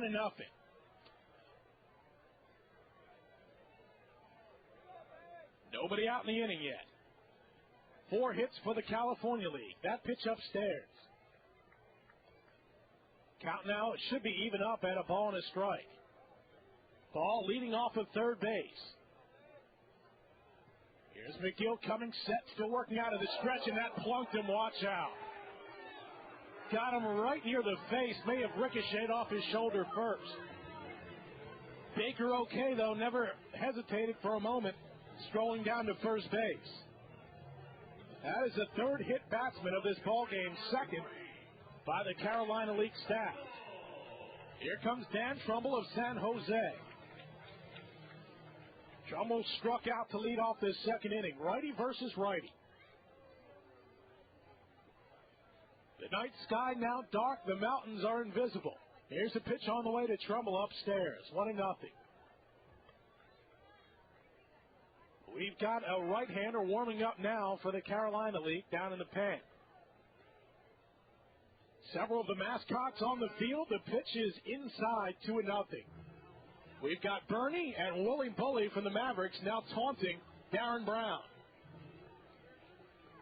It's not right to taunt the hometown manager, but we'll let him go. Trumbull awaits a 2-0. It's on its way. Swung on, hit toward the shortstop. Avialé fields it, throws to second. Did they get him? Yes, they did. Nice stretch by Kevin Howard, and Avialé did well to chuck it across his body. Coming home to score on the play is Jared Ball. It's now 4-0 in favor of the California Leaguers.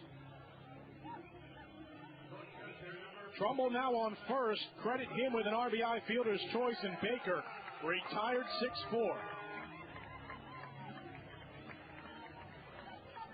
Here comes Rene Rivera, the hometown hero for the 66ers. His knees bent halfway. Here's a stretch in the pitch from McGill. It's upstairs. Oh, looked to be high. Called a strike by the home plate umpire, Brandon Leopoldis. 0-1 the count. Trumbull with a modest lead off of first base. Delivery on the way, swing and a miss by Rivera. Way out in front. Count now 0-2. Rene hitting .296 through the first half. McGill looking in, his chest pointed toward home plate. Now will come set. The 0-1 is on its way, and it's fouled straight back. 0-2.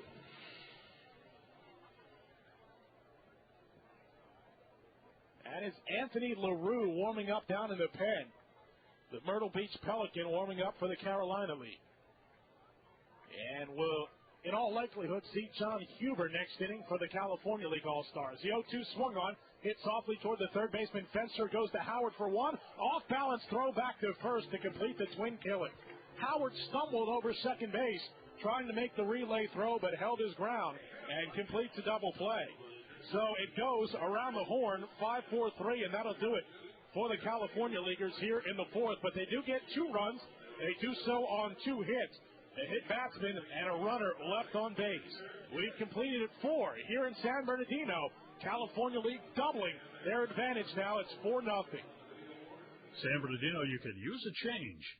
Is it time for you to change your motor oil and filters? The Public Services Department has free used oil and filter collection containers available to City of San Bernardino residents. Containers are available at City Hall at 300 North D Street. Please bring a valid ID and your current water bill, only 1 of each per household. Used motor oil may be taken to any certified recycling center in San Bernardino. For a complete listing, the number is 1-888-OIL-DROP. This program is funded by a grant from the California Integrated Waste Management Board. Hi, it's Lynn Rosetta Casper. It's the perfect weekend to address your entertaining woes. First off, we're joined by Ruth Reichel of Gourmet Magazine. We take a new look at the nasturtium. We design a meal entirely around cheese, and the Stearns have found the pinnacle of barbecued chicken in Candor, New York. That's the Splendid Table, the show about life's appetite. Sunday morning at 10 on KVCR, San Bernardino. As California continues to grow, so does the important underground infrastructure. Just about anywhere you dig, there could be an underground facility lying in wait. How do you avoid hitting them? The easy way, the legal way, is Dig Alert. It's the one-call notification center that supports all of Southern California. It's a simple process to help and avoid the costly errors of cutting fiber optic cables to the hazard of damaging power lines or gas pipes. For more information before you dig, 1-800-227-2600.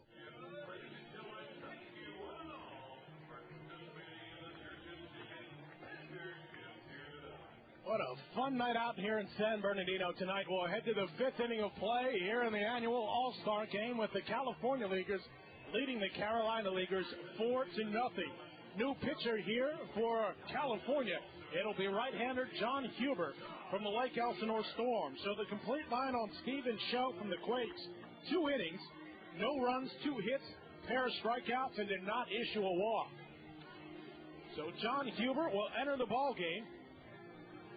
Lifetime record of 25-25 with a 5.12 ERA. This year for the Storm, Huber is 7-5 with an ERA just over 4. He's got 70 strikeouts and 34 walks in 78 innings of play. He will face the bottom 3 here in the Carolina League order. Kevin Howard, followed up by Mike Avile and Darren Fenster. Here's Howard batting from the left side. The second baseman takes high. 1-0 the count. Huber entering the All-Star break with 2 quality starts in a row. Little bouncer toward the right side of the mound. Mishandled by Huber. Will try to race to the bag, and nobody's there covering. That'll be a base hit for Kevin Howard. The first baseman, Michael Napoli, running on to try to field it. Called off by Huber, and there was nobody covering the bag. That'll bring up Mike Avile.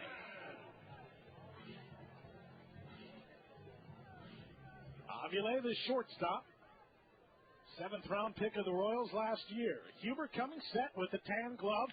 The 1-0 hit toward the shortstop Ibar. He'll step on second for 1. Throws to first for the double play. Tailor-made double play. Hit toward the bag. Ibar decided to make the unassisted play at second, calling off Juan Gonzalez. Left in the air and threw to first to complete the twin killing. So it goes down 6-3, and the base is now cleared for Darren Fenster. Fenster, like Avile in front of him, representing the Wilmington Blue Rocks, takes a call at first strike. 0-1. Fenster, a graduate of Rutgers University. 1997 selection for the All Big East rookie team. Huber missing low, count even at a ball and a strike. Next pitch, hit back to the screen, count now 1-2. Fenster out of Middletown, New Jersey, was named to the Sporting News All-America First Team as a senior. The first Scarlet Knight to do it since Jeff Torborg, way back in the day. Huber down low with the pitch, count now even at 2 balls and 2 strikes. 2 outs, bases empty, 4-0 here in the top of the 5th. Huber with the 2-2, breaking pitch, and it just missed. Boy, Fenster bailed out. He jumped out of the batter's box, expecting that pitch to come inside on him, and it just tailed away. Waiting on deck is Jeff Francoeur. Here's a payoff pitch, hit the other way, but foul. That'll be into the stands in the bullpen area. Fenster finishing his career with Rutgers with a .385 batting average, the 5th best in school history. Batted .429 between his junior and senior years. The 3-2 missed upstairs, let her high. That is the first walk issued by the California League staff tonight. So Fenster, 2-out base runner, and we'll go back to the top of the order now for Jeff Francoeur. Had a chance to talk with Francoeur before the game started. Did a pregame interview with him, and you can kind of sense it. Oh, he's a very down-to-earth guy, it seems like. You can kind of sense from him that he knows that big things are in store for him. He just won't let on. That pitch fouled over top of us, and it's going to bounce down into the stands. Will it? Yes, it will. 0-1. Caught by a fan in a green hat and a gray and black sweater about 4 rows down in front of us. Swing and a miss by Francoeur on the next pitch, a curveball, and it's 0-2. Everybody in the 5 rows in front of me, well, their eyes wide and nearly jumping out of their sockets trying to find that ball coming back down.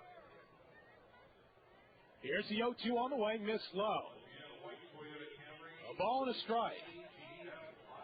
All the original position players are still in the ball game for both teams. The stretch of the 1-2 is on its way, swung on and bounced foul down the third base side.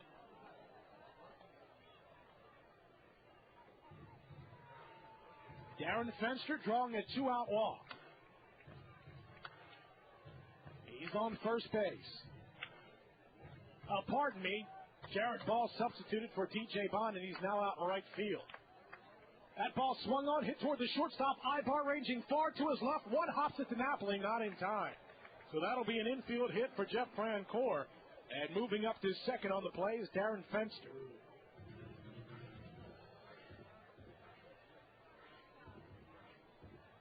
Second hit of the inning for the Carolina Leaguers. So here is Chris DeNorfia, the right fielder from Myrtle Beach, looking to do some damage and get the Carolina Leaguers back into the ballgame. DeNorfia from ESPN Country in Bristol, Connecticut. Huber down low with the first offering, count now 1-0. DeNorfia out of the Reds organization, a 19th round pick back in 2002, currently leading the Carolina League in runs scored. He fouls one back to our right. Count now 1-1. DeNorfia out of small town Wheaton College in Norton, Massachusetts. Became the first player ever from that college to be selected in the Major League Amateur Draft. That program has only been in existence, however, for about 6 or 7 years. Huber delivers high with a fastball. Count now 2-1. The wind is blowing out toward left field as indicated by the 3 flagpoles out in Home Run Hill. 2-1 away and a little bit low as it grazed the dirt. So Huber struggling a little bit here in the 5th. Count now 3-1. The Radisson Hotel where these players are staying at, lit up in the back line of the San Bernardino skyline. Here's the 3-1 on the way, swing and a miss. So the count now run full for the 3rd time this inning. DeNorfia with a very impressive academic record as well, a double major in Hispanic Studies and International Relations, a 3.29 GPA for him at Wheaton College. Very impressive. Here's a payout pitch with the runners going. Line drive out in the right field. Falls in front of ball. They're going to wave Fenster around. The throw will go into third base, not in time. And now heading to second and sliding in head first is Chris DeNorfia. So it is now a 4-1 ball game. The Carolina Leaguers on the board. Fenster, who drew the 2-out walk, scores from second. Francoeur up to third. That'll be an RBI single to right field for Chris DeNorfia, and he'll take second on the throw into third base. So we now have a ball game. Here's Ryan Garko coming to the plate. He's been hit by a pitch and also struck out. Huber from the stretch delivers, and it's foul to the backstop. It'll roll back to home plate. Count 0-1. Not sure if Ball got a good jump out on the ball out and right. I don't think it would have mattered anyway. Here's the 0-1, swinging a foul tip that nicked off the glove of Rene Rivera and falls in the left-handed batter's box. Brandon Leopoldis with the left arm will throw a new ball into play. 0-2 the count. Huber, I believe for the first time this inning, has gone 0-2 on a hitter. Slightly open stance for Garko, hitting for the right side. The 0-2 on its way is a junk pitch down low. 1-2.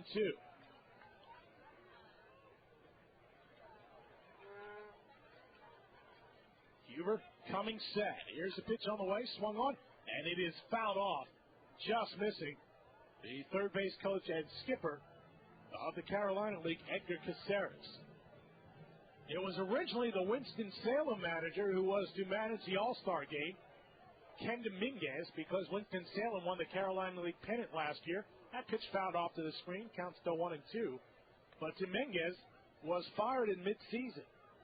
Nick Leyva took his spot, the former big league manager, with the Winston-Salem Warthogs, but was not quite prepared to come out here for the All-Star break. So Caceres was very obliging when he was asked. Boy, Garko now plunked on the shoulder.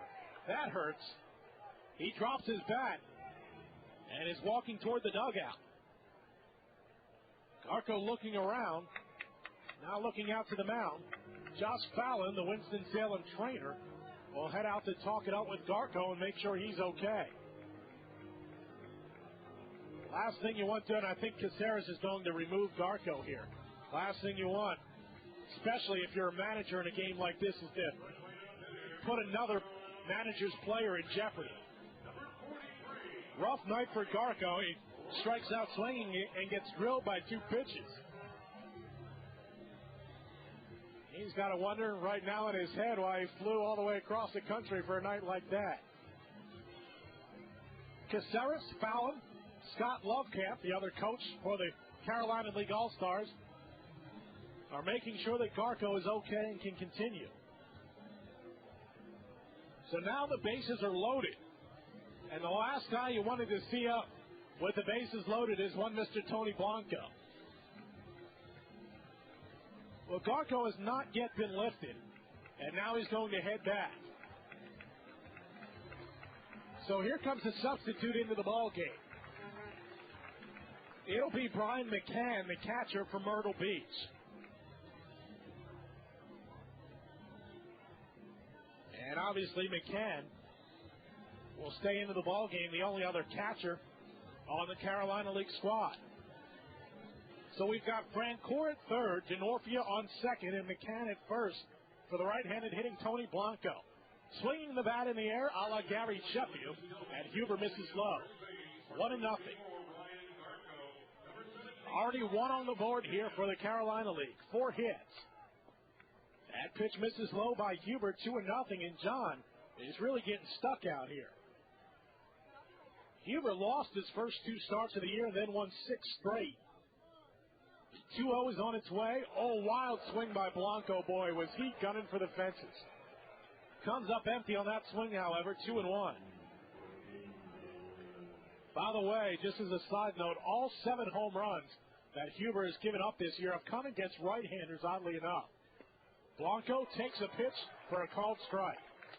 2-2. 4 hits for Carolina, 5 for California. 4-1 ball game. We're still in the top of the 5th. Huber set at the belt. Rivera sets up on the outer part of the plate. The 2-2 fouled off the other way.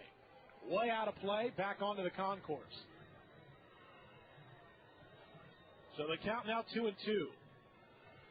Blanco started out in the Red Sox organization and has really resurrected his career with Cincinnati. The 2-2 swing and a miss. So Huber got himself into a jam and gets himself out, striking out a deadly hitter in Tony Blanco. Carolina gets 1 run in the inning on 3 singles. A walk and a strikeout for Huber, and the bases left loaded. We'll head to the bottom of the 5th, 4-1 in favor of the California League All-Stars. Once again, 66ers baseball is partnering with the San Bernardino County Regional Parks. With 10 regional parks in the county, San Bernardino County Regional Parks offers camping, fishing, swimming, hiking, and a variety of special events and activities throughout the year. Catfish season runs through September, and the water parks are open from Memorial Day weekend through Labor Day weekend. For more information on the park near you, call the number at 909-38-PARKS. The good folks at Center Chevrolet have one simple philosophy: to exceed expectations in every area as it pertains to their customers' needs. Center Chevrolet is family-owned and operated. This allows them to offer you their personal guarantee that your experience will be pleasant and you'll be greeted by a courteous and knowledgeable staff member. Center Chevrolet, serving the Inland Empire for over 50 years, is located at 1355 South East Street and on the web at centerchevrolet.com. Chevy, an American Revolution. Next time on Colonial House. We are all freezing. Put the last log on the fire, and then we'll lie down and die. The colony prepares for its first Sabbath. Church time! I'm not good at being told what I need to think, believe, say, do. And in the midst of tragedy, they learn what community is all about. Colonial House, Friday night at 9 on KVCR-TV, Channel 24. Well, all sorts of changes here for the Carolina League, and we'll get them to you as we figure it out ourselves. We do know one thing for sure. There's a new pitcher in the ballgame, and it's right-hander Anthony LaRue. LaRue, a 6'3", 220-pounder, hailing from Wellsville, Pennsylvania. 6-3 on the year with a very respectable ERA of 2.72. He's worked just over 79 innings, given up 24 earned runs. He struck out 70 and walked just 21. Ader Torres will enter the ball game now at second base. Mark Schrammick now at third.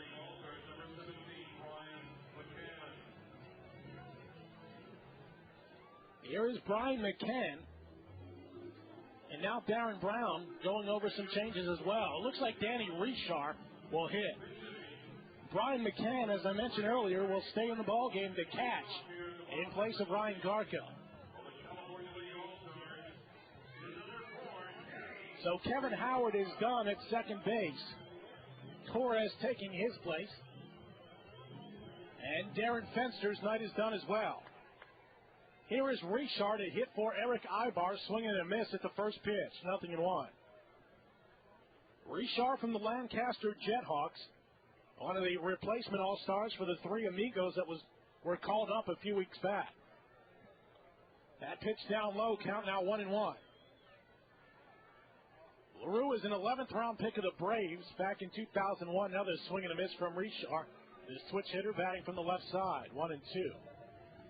LaRue currently 5th in the Carolina League in earned run average, 6th in strikeouts. He struck out 10 back on Saturday. That delivery low, and the count now 2-2 to Richard. Richard with a 3.11 average takes outside. Count now 3-2.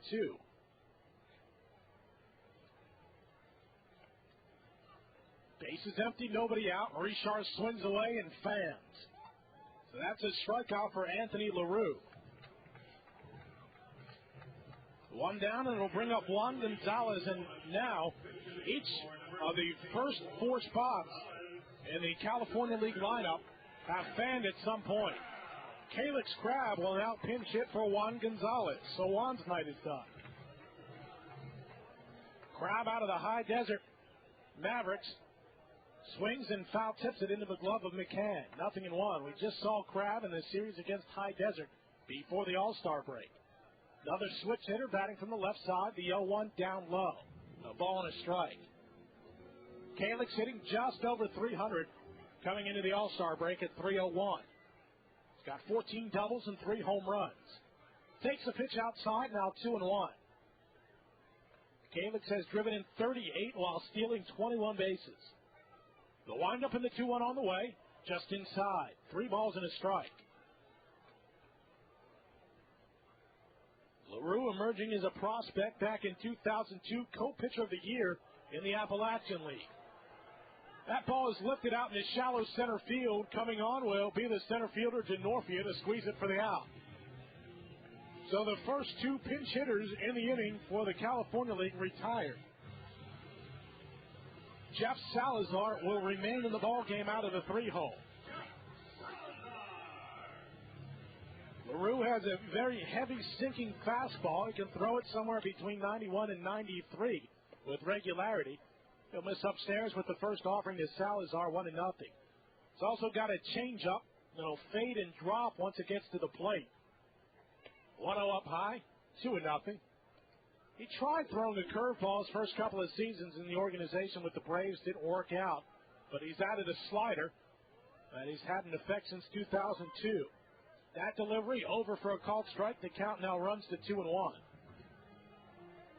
LaRue last year was the pitcher of the year for the Rome Braves. That pitch fouled off out of play left side. Count even at 2 balls and 2 strikes.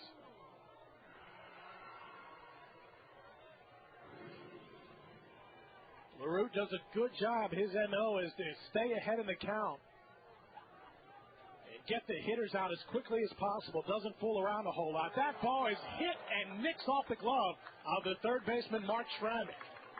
Schrammick tried fielding it from the side, That'll be an error, and the first error of this All-Star game. Didn't look like it took any kind of wicked hops.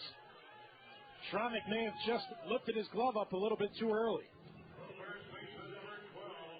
These All-Stars, with all the events going on today, did not have a chance to take infield for the Carolina League. This is all new to them. They haven't gotten used to the hops and the bumps out here. Pitch into Mike Napoli is a called strike at the thighs.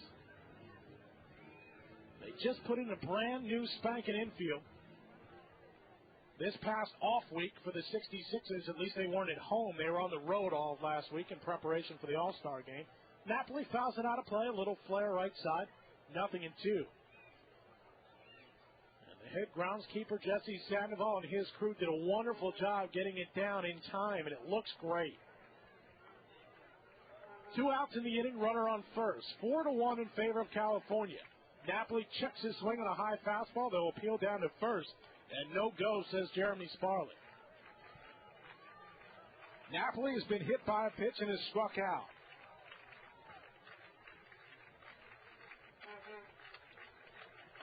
Coming set is LaRue.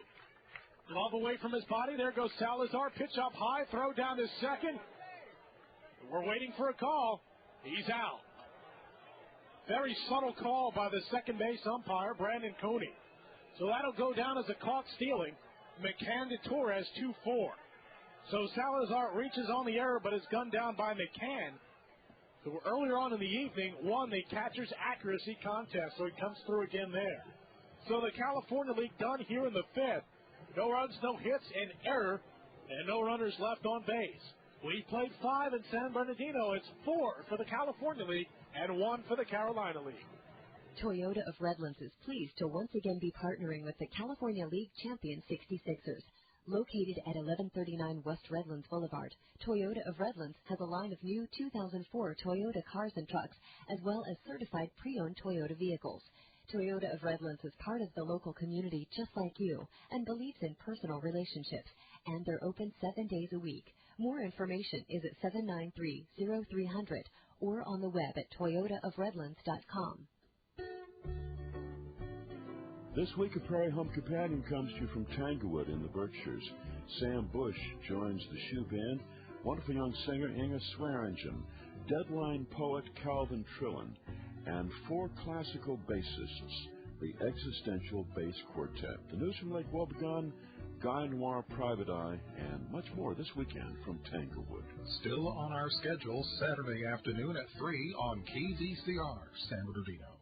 The SBC Smart Yellow Pages is the most popular Yellow Pages in San Bernardino County. Why? Because the SBC Smart Yellow Pages is complete, trusted, and reliable.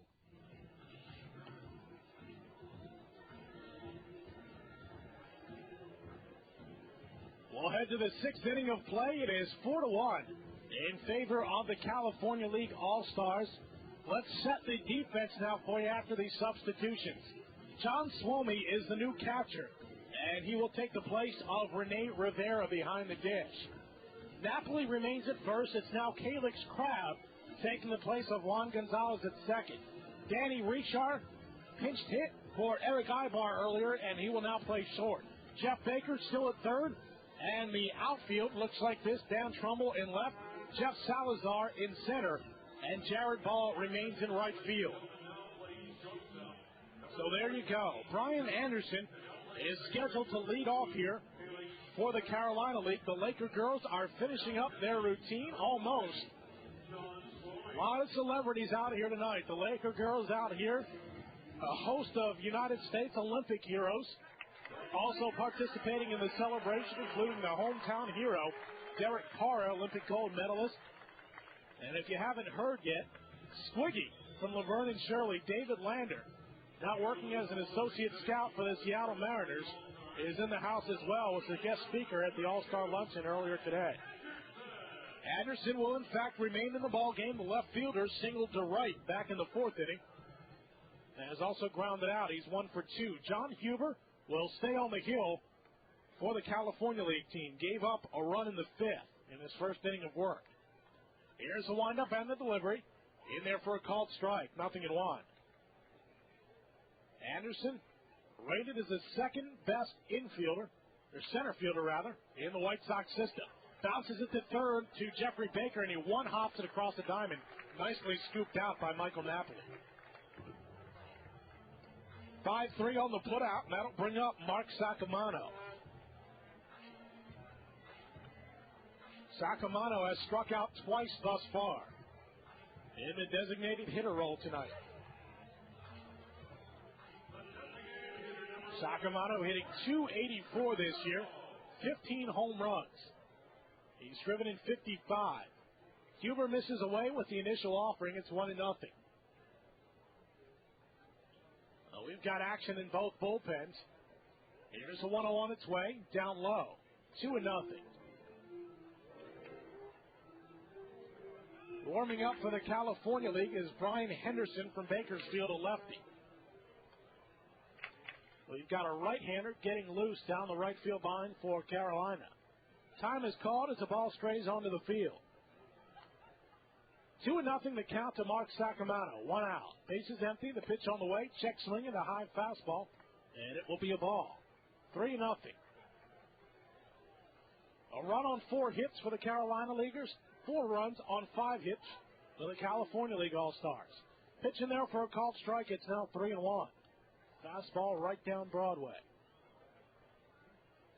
A wind up and a swing and a miss. Count now 3-2. That pitch came tailing in on the hands of Sacamano, and he went after it anyhow. Looks like we've got a new player, so that's Eder Torres waiting on deck. Swing and a miss once again at a high fastball. Huber unleashing some canned heat. That is the 4th. Is that the 4th? Yes, it is now the 4th strikeout for John Huber.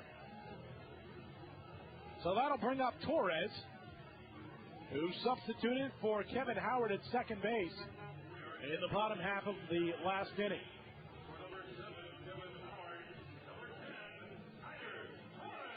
Torres, representing the Kingston Indians, a native of Venezuela. Hitting .290 this year. He's got 12 doubles, 27 RBIs, and he's swiped 24 bases already. The windup in the pitch from Huber. Fly ball out in his center field, tailing away from Salazar, but he's underneath it and will make the one-hand squeeze for the final out. We have played 5 1/2 here in San Bernardino. The Carolina Leaguers retired in order. Here come the California Leaguers, still leading the ball game 4-1.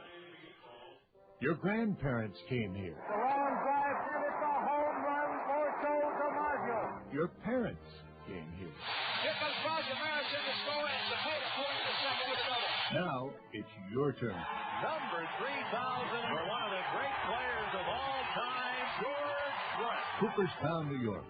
A tradition of excellence for 7 decades. Be a part of it. For information, call 1-888-Hall of Fame. At Loma Linda University Children's Hospital, they're totally committed to providing your child with the most advanced care available. They're the only children's hospital in the Inland Empire. From cuts and broken bones to cardiac care and transplants, the medical staff at Loma Linda University Children's Hospital attends to each child with love, concern, and personal attention. More information is at 800-825-KIDS. Loma Linda University Children's Hospital. A recent survey showed more people in San Bernardino County prefer the SBC Smart Yellow Pages. For shopping information, SBC Smart Yellow Pages is the most used Yellow Pages around. The SBC Smart Yellow Pages.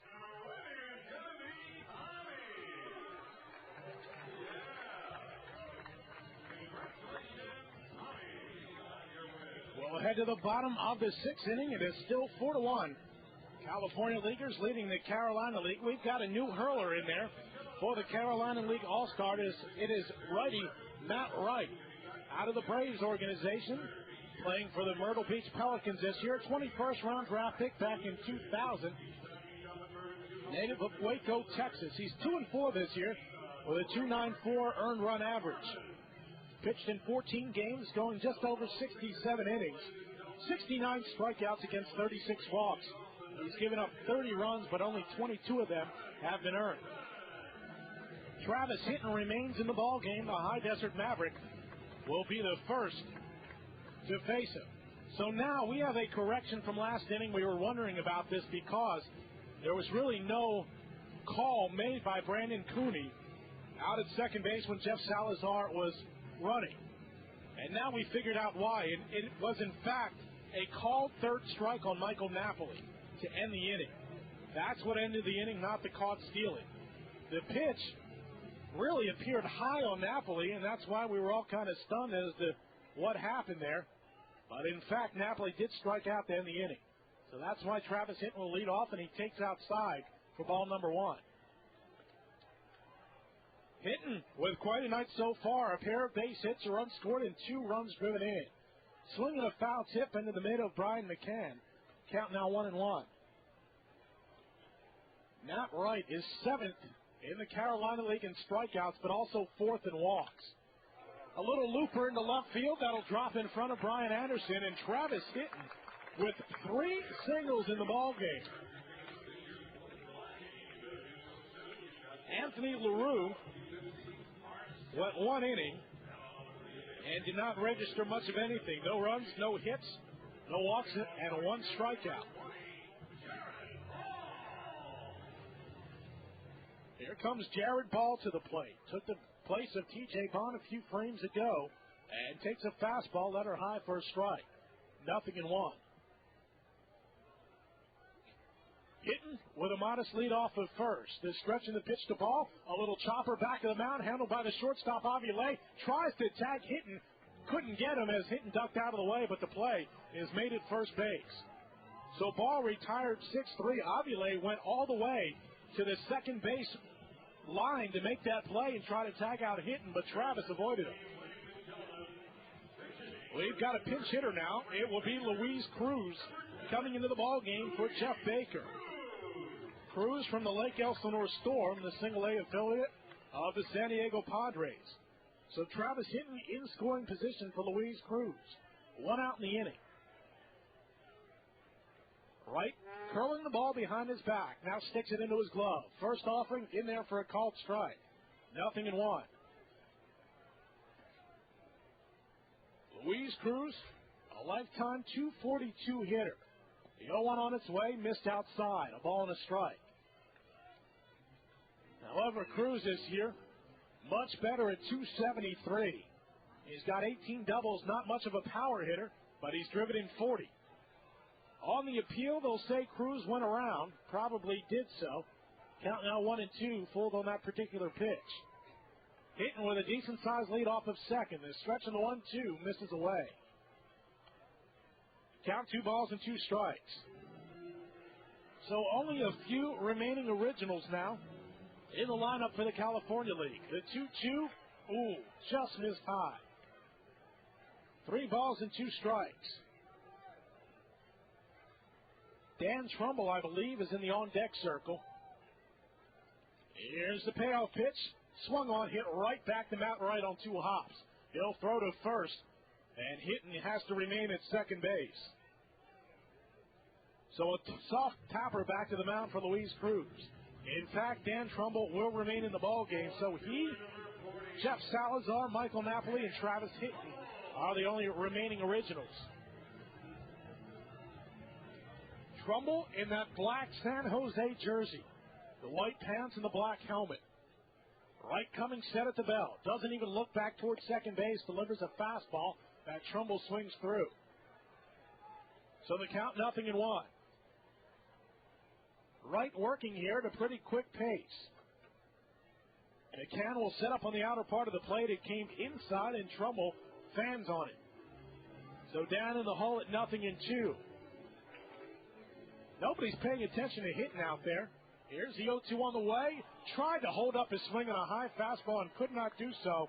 Dan Trumbull strikes out to end the inning. So Hinton leads off with his 3rd hit of the ball game, but to no avail. He gets stranded at second base, and that'll do it for the California League here in the 6th. No runs to hit, no errors, and a man left in scoring position. We've completed 6 here at Arrowhead Credit Union Park.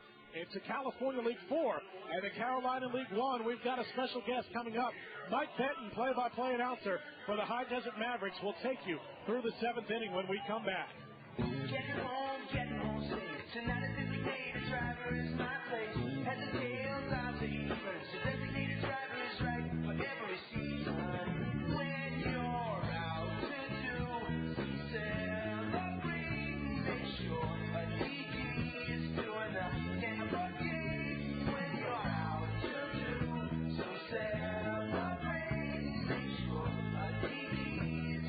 make a difference. Budweiser, Anheuser-Busch, St. Louis, Missouri. A manager calls on his relief specialist to close out a game. Community Hospital of San Bernardino provides relief from pain, injury, and illness. They're located on Medical Center Drive between Baseline and Highland. Their doctors, nurses, and general health care professionals have been serving the community for nearly a century. Community Hospital of San Bernardino. For information, the number is 1-877-CHW-DOCS. I'm Kai Rizdal. This week on Sound Money, you just beat out an army of qualified candidates to land the job of your dreams. Now, here comes the nightmare, negotiating a good salary. The identity issues involved in negotiating salary are one of the things that make us so anxious about it. In other words, it's not just money that's on the table. It's me. How to get paid what you're actually worth this week on Sound Money.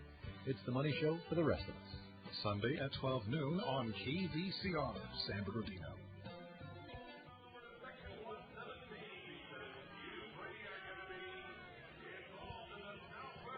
Welcome back to Arrowhead Credit Union Park here at the California-Carolina League All-Star Game. 4-1, the California's on top of the Carolinas. Mike Benton with you for one inning here. It will be a pinch hitter, Donnie Murphy, in place of Mike Aviles, and Darren Fenster and Jeff Francoeur due up for the Carolinas here in the top half of the seventh. New pitcher for the California League. It is left-handed pitcher Brian Henderson on the hill from the Bakersfield Blaze. Henderson, so far on the season, a record of 1-5, an ERA of 3.63. He has thrown 39 2/3 innings of work, allowed 50 hits, 18 runs, 16 earned, 11 walks, and 43 strikeouts. He's the only representative of the Bakersfield Blaze, the affiliate of the Tampa Bay Devil Rays. Standing in is Donnie Murphy. Henderson, the lefty, delivers a curveball in there for a strike, and the count 0-1. Murphy on the season from the Wilmington Blue Rocks, a right-handed hitter as Henderson delivers the 0-1 pitch. Fastball misses way outside. Goes back to the screen, passes over John Suomi, and the count 1-1. By the way, one defensive change for the California League. It is Luis Cruz playing over at third base in place of Jeff Baker. Henderson into the windup, and the 1-1 pitch on the way. Swung on a ground ball through the whole right side into right field for a base hit. And Murphy safe at first with a single, nobody out in the top half of the seventh inning.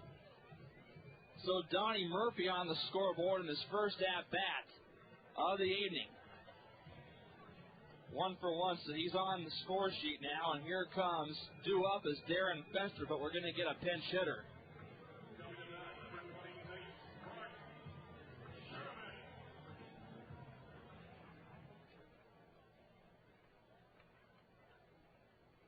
Mark Schranek will come on and pinch hit for Darren Fenster as he takes the first pitch outside and low, and the count 1-0.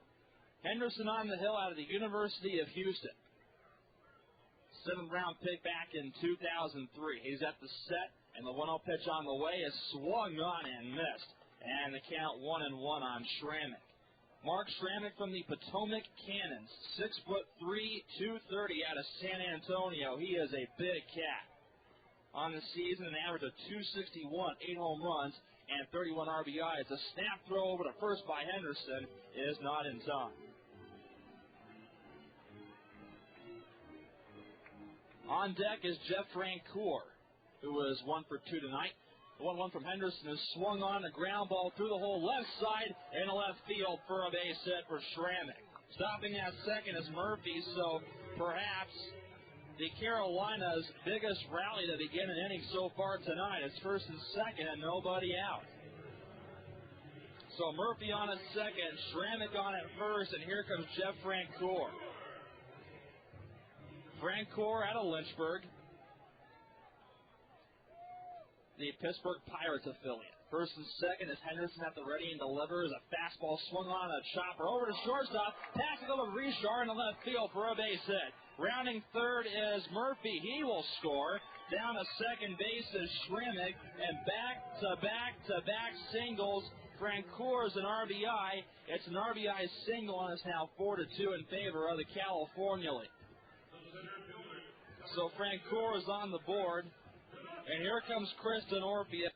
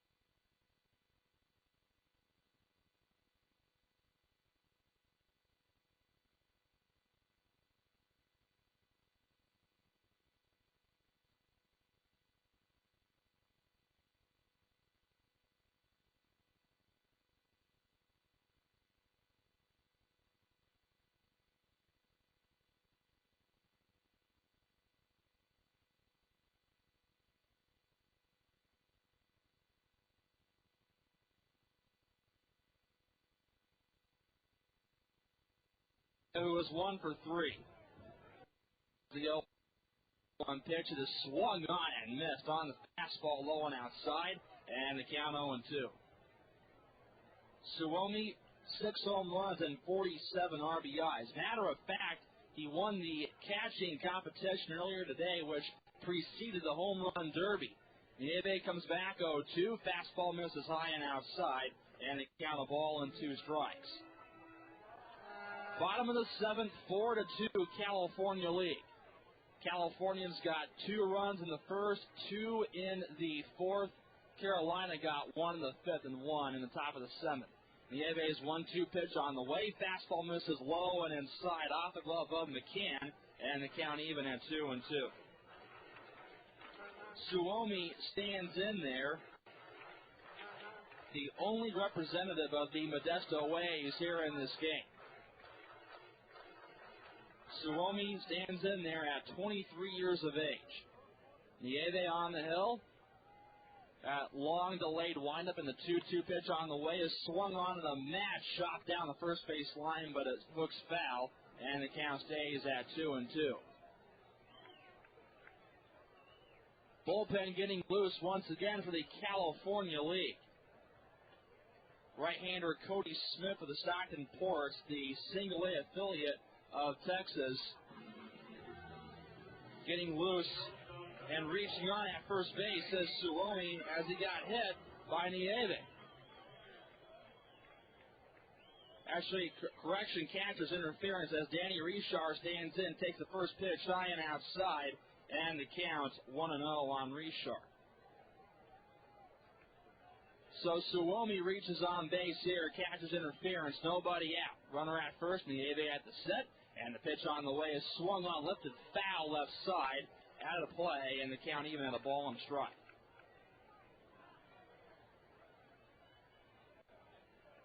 Richard stands in there out of the Lancaster Jethawks, 0 for 1, struck out back in the first. Nieve out of the stretch, the 1-1 pitch on the way, swung on, and did he go? Yes, he did. So down to second base is Suomi. It'll be a pass ball. It was off the glove of McCann, and the count a ball and 2 strikes.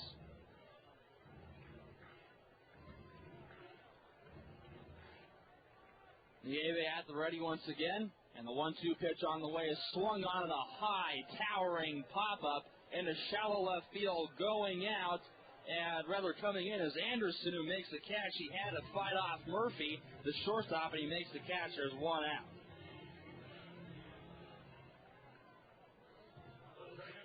So Richard is gone, and here comes Calyx Crabb. Crabb stands in there, came on to pinch hit for Juan Gonzalez back in the 5th. Crabb, 1 of 2 ups for the High Desert Mavericks as Nieve's first pitch. A fastball misses outside, and the count 1-0 on Crabb.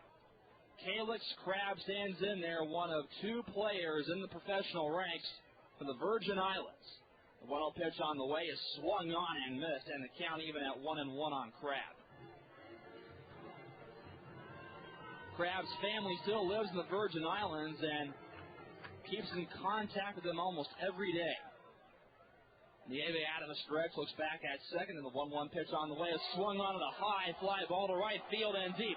Francoeur going back at the track, at the wall, it is off the wall. Rounding third is Suomi. Crabb rounding second base. He's going to motor into third, and he will stand up in there with an RBI triple. It is now 5-2, California League.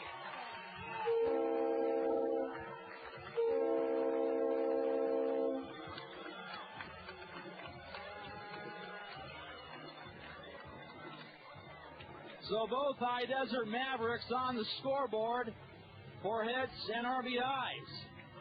And for Calyx Crabb, an RBI triple, so a runner at third with 1 out, and here comes Jeff Salazar. Salazar is 0 for 3.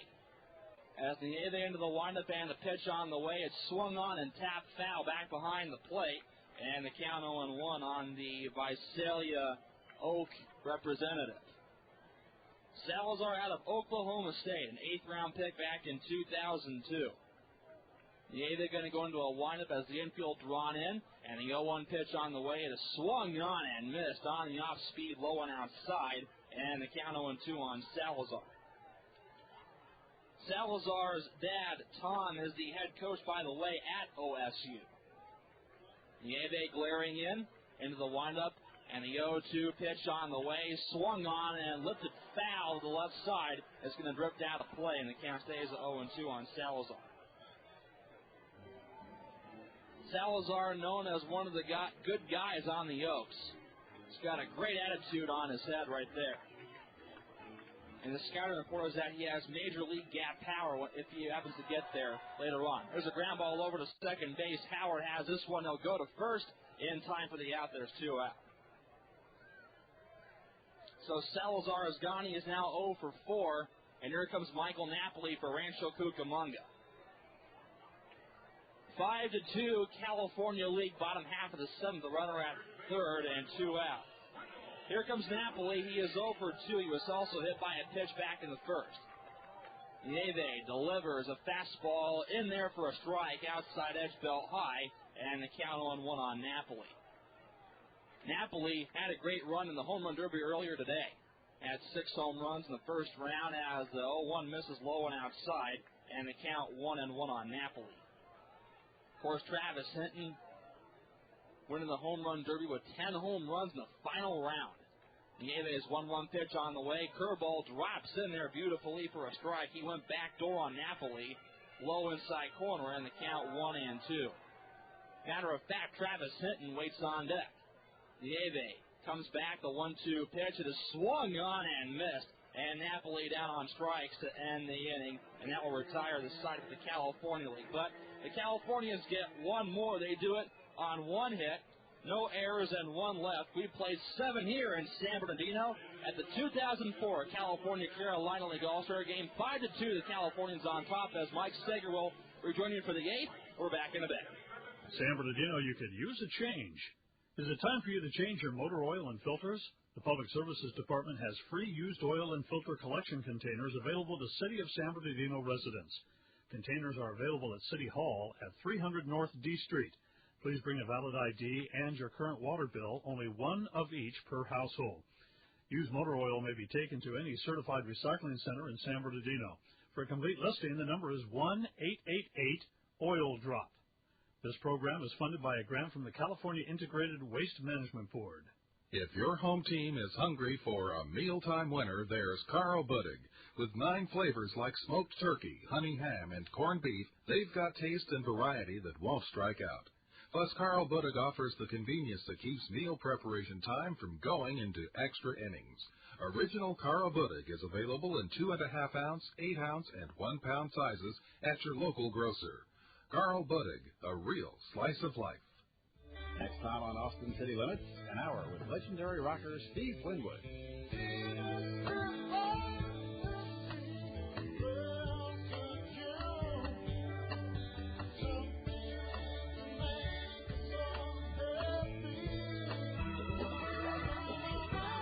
Austin City Limits, Saturday night at 9 on KVCR TV, Channel 24. Well, hi again, everybody, and welcome back to Arrowhead Credit Union Park. Pretty good ball game tonight. Carolina leading the California League, and it is 5-2 in favor of the Cal League at the end of 7. I have not gotten the paid attendance tonight, but a pretty nice crowd is showing up. And, of course, they have the big post-game party, which will be at the National Orange Show at the new Valencia Banquet Room, which will follow the ball game tonight. So the festivities will not quite be done. Of course, there'll be a post-game fireworks show for the fans who came out when the ball game is done. New pitcher in the game for the California League is right-hander Cody Smith. Cody, from the Stockton Porch, that is a Texas Ranger affiliate. He is from Northern California, Santa Maria, turned 22 back in April, and was signed by the Rangers last year as a non-drafted free agent. Some of you might remember his father. You remember former big league pitcher Bryn Smith? Well, that is Cody's father. Bryn, a major leaguer from 1982 through 1993. So Livingston, Shell, and Huber each went 2 for the Cal League. Henderson with an inning, and Tony Blanco leads off. The big right-hander takes low, 1 ball and no strikes. Blanco, who put on that impressive display in the home run derby, but in the game tonight has a couple of strikeouts and is grounded out. Smith's next one is outside, and the count 2 balls and no strikes. Cody last year spent most of the season in rookie ball down in the Arizona League. The pitch on the way is outside for a ball, and the count to Blanco now 3-0.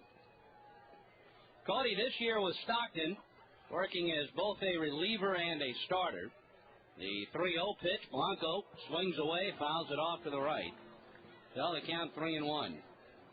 Ryan Anderson on deck, and then designated hitter Mark Sacamano. Smith 2-3 with a .333 earned run average.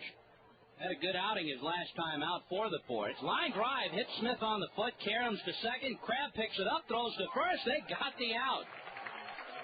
1-4-3 is how you'll score it since it made contact with the pitcher. Cody Smith looks like he's all right. And that is out number 1 here in the Carolina League 8th inning.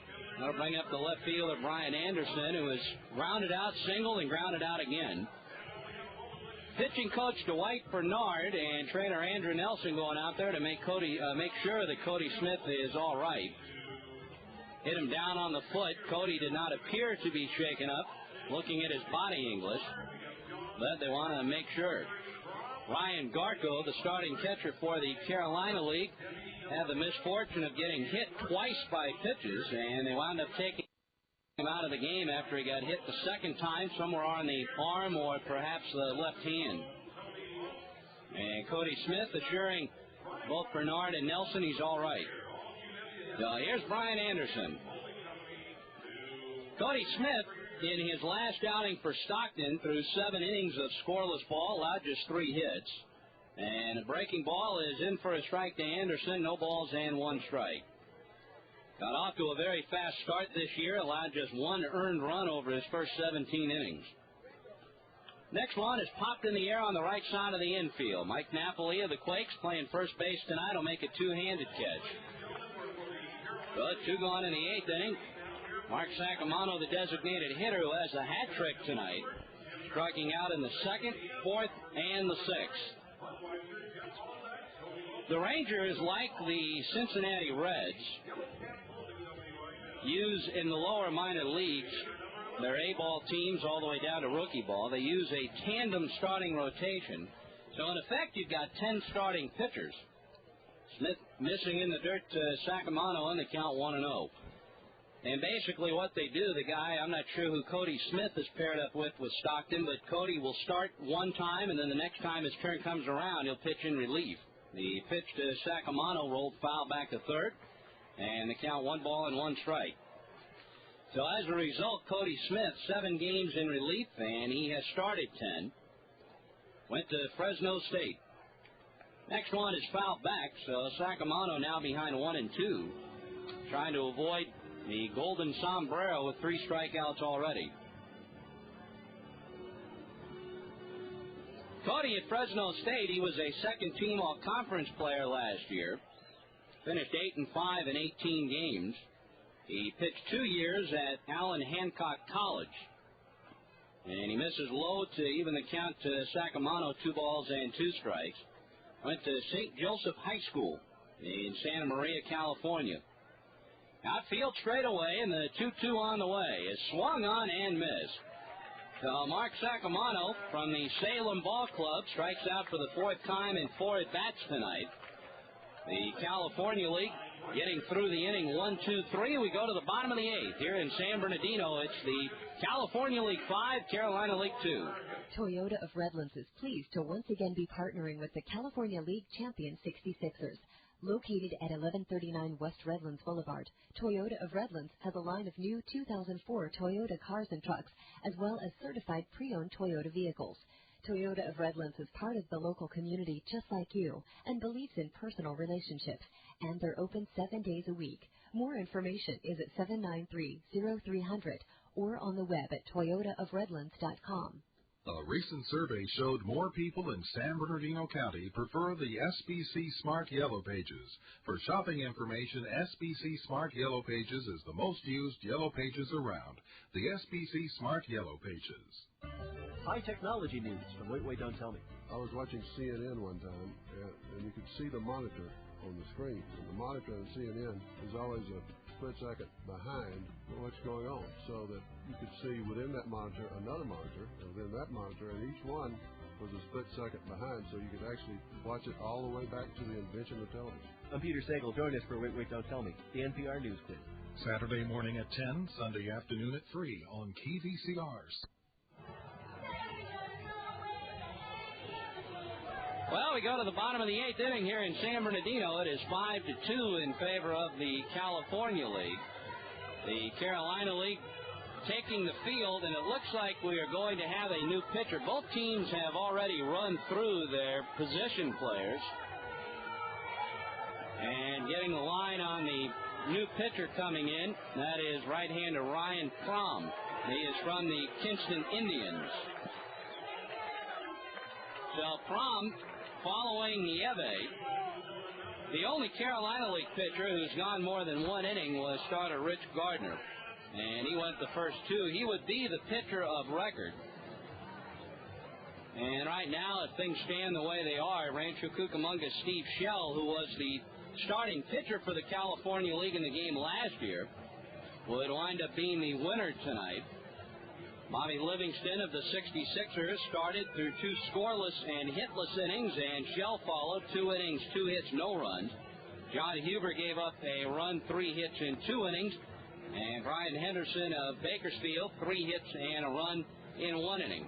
California League only had 7 pitchers going into the ballgame tonight. Neither of the 2 original All-Star rosters, as they were announced earlier this month, are quite the same because both leagues had a few players promoted, so they had to be replaced.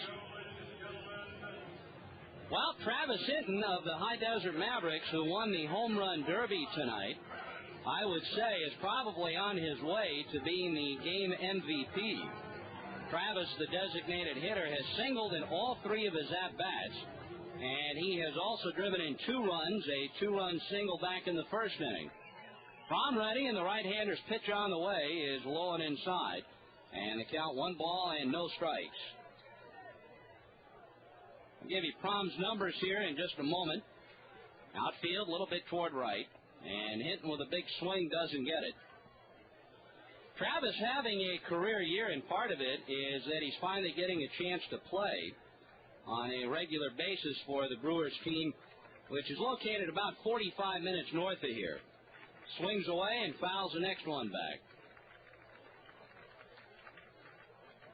Ryan Crom with 13 saves this year, and that would be in 24 games. Signed as a non-drafted free agent by Cleveland 4 years ago. He was born in Cedar Rapids, Iowa, went to school at the University of Iowa. And the next one to Hinton, down and in, swung on a miss. So for the first time tonight, Travis Hinton has been kept off the bases. One away in the 8th inning, and Lancaster's Jared Ball. Finishing up for the 66ers, T.J. Bond. Ball with a RBI double in the 4th inning, and then grounded out his last time up. Got some action down in the California League bullpen. There's actually a couple of guys throwing, and I notice, as the pitched ball is inside, that Inland Empire's Felix Hernandez is throwing in the bullpen. We were told that Felix was not going to pitch tonight because he is going to Double-A San Antonio, and I was told he was supposed to start on Thursday. Ball fouls it back 1-1. But he is down there in the bullpen loosening up. And Mike Cosgrove of the Visalia Oaks is throwing next to him. Here's the line in the pitch by Prom. Ball swings and doesn't get it. 1 ball and 2 strikes. Jared Ball, a kid who is from the state of Texas, grew up just outside of Houston. His father, a former minor league catcher.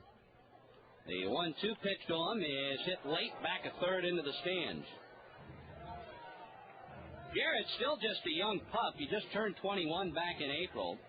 He was a 9th-round draft pick of Arizona 3 years ago. He had an opportunity to play college ball at his hometown school, the University of Houston, but he turned that down to turn pro.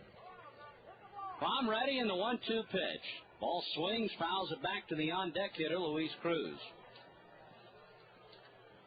A lot of you probably already heard, but in case you didn't, last night, the Inland Empire 66ers parent team, Seattle, trading starter Freddie Garcia to the Chicago White Sox. The White Sox giving up young catcher Miguel Olivo, a former Cal Leaguer when he was in the A's organization. Ball takes a curveball high, 2-2. They also gave up a top prospect, an outfielder named Jeremy Reed, and a minor league infielder, Michael Morse. And the White Sox also get former California League catcher Ben Davis from the Seattle Mariners. 2-2 pitch on the way. Ball swings. I think he broke his bat. He sure did as he fouls it back to third. Half of the bat winds up in front of the pitcher's mound, and the other half, what looks now like a fungo bat sawn in half, is in the hands of Jarrett Ball. I'm not sure if I've ever seen a bat break quite that way. It was kind of a clean break. It's almost as if someone stood the bat on the knob end and then took a saw and just sawed it right in half. So Jarrett getting a new stick and heading back up to the plate. I would imagine all of the hitters probably brought at least 3 bats with them. I can't remember who it was, but I know he had a couple of broken bats, I think, during the home run derby. Palm ready, and the 2-2 pitch to Jarrett Ball is an off-speed pitch, pulled back a first base foul. Palm with those 13 saves, he is second in the Carolina League. He has held the league to a 190 batting average. He was part of Iowa University's honors program in political science, 2002-2003. 5-2, California League in the 8th. And now the pitch on the way to Jarrett Ball is inside. So the count full, 3 balls and 2 strikes. Freddie Garcia figures to really help out the White Sox. You throw him in with Mark Burley and Esteban Loaiza, who won 21 games last year. And a lot of people now speculating about what Seattle will do with Jamie Moyer. Ball swings and misses. That pitch on the hands. And he goes down on strikes. So the last 3 California League batters have fanned. And with 2 outs in the 8th inning, the batter will be the shortstop Luis Cruz. Actually, technically third baseman. He is a shortstop by trade this year, but finishing up at third. Hit back to the pitcher his first time up in the 6th inning. Fromm winds and delivers. And the pitch is swung on and fouled back, 0-1. Cruz with 4 home runs this year, hit 2 of those in one game a couple of weeks ago. He entered the All-Star break in a little bit of a slide, 3 for his last 28. Fromm's 0-1 pitch is swung on and fouled back, and the count is 0-2. CID would like to remind you local folks they have a Water Babies program for infants 6 months to 3 years that will run for the month of July. That's right around the corner. The CID, the Center for Individual Development, located right here in San Bernardino. Strike 2 pitch to Cruz, popped him up behind the plate. That'll be a souvenir for some lucky fan as it lands just below us to the right. More information on that Water Babies program is at 384-5426.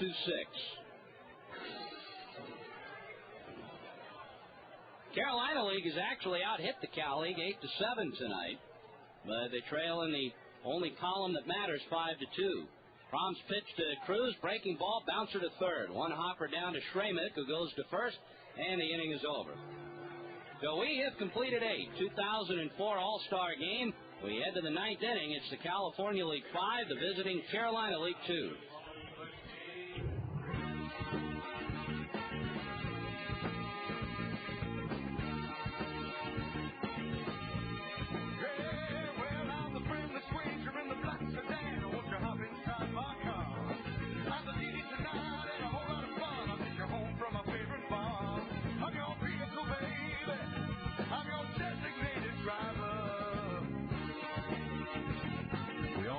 difference.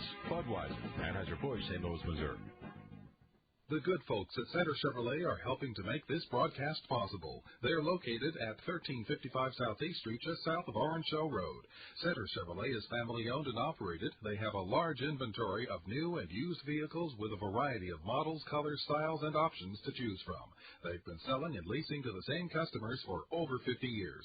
For more information, 909-889-8561, or find them on the web at centerchevrolet.com. Chevy, an American revolution. It was another time and another place in American life. It was radio. This is Ted Rothar inviting you to join me this week as I remember radio for our 4th of July celebration. It's Edmund O'Brien narrating that classic essay, I Am an American. That's I Am an American, Saturday afternoon at 2, and again Sunday morning at 5. Here on KBCR, San Bernardino, Riverside, as I remember radio.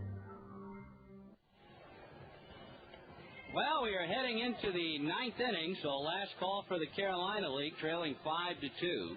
If the Cal League should hang on and win, we are told that the MVP will be the Mavericks' Travis Hinton. And actually, the way this All-Star Series has worked, they pick an MVP for each league.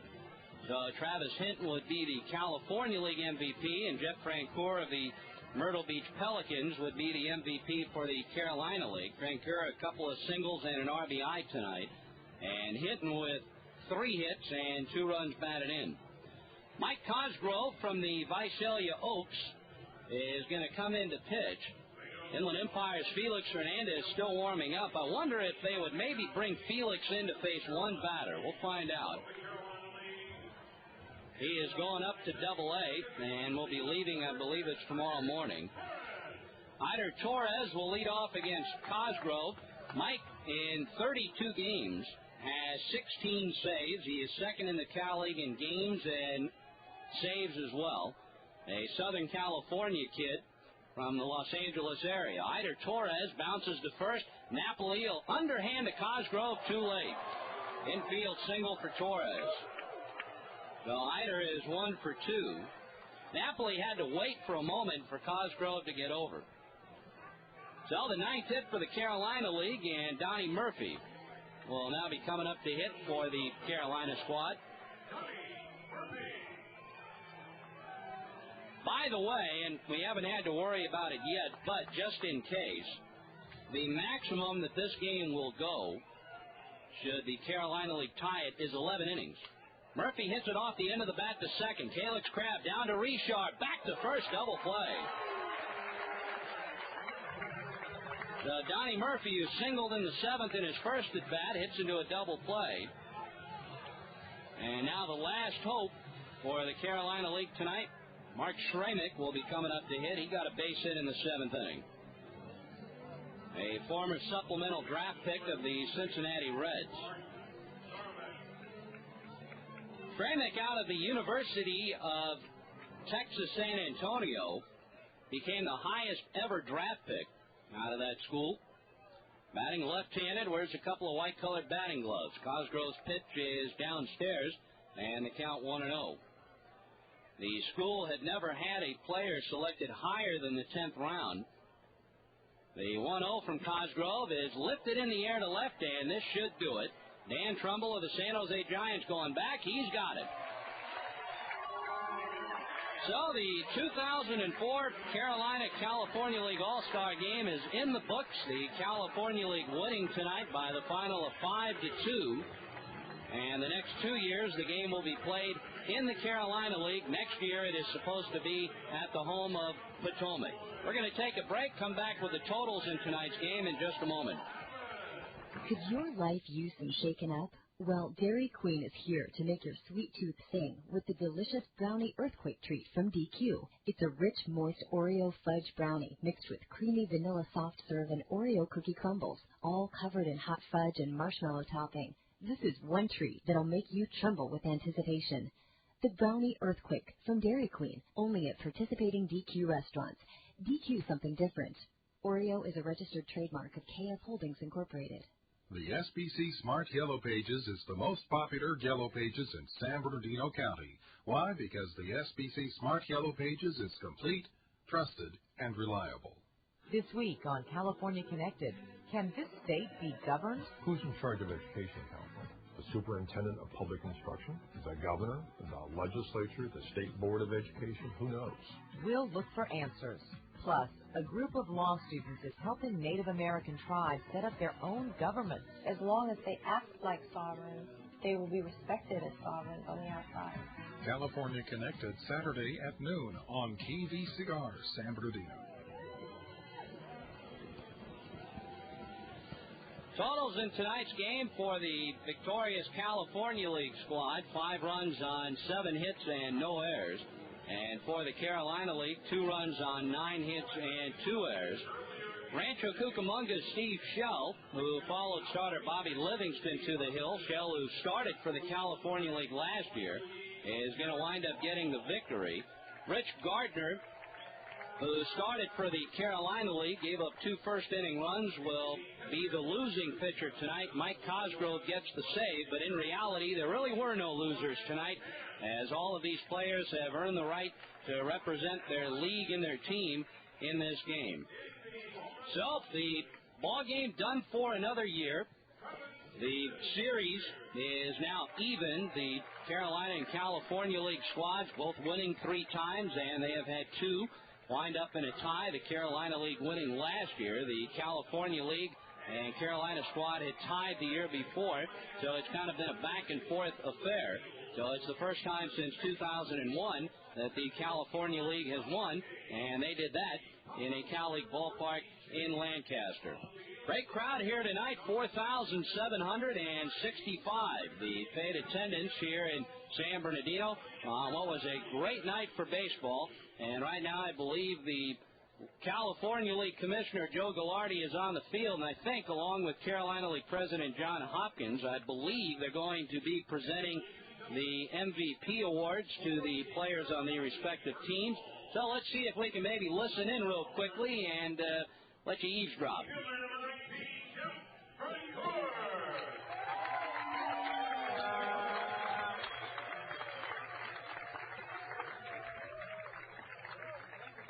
Jeff Francoeur of the Myrtle Beach Club coming out and getting his picture taken with Carolina League President John Hopkins.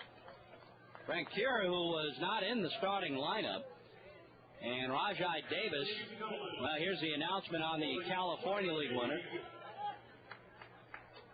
The top performer from the high district, number 25,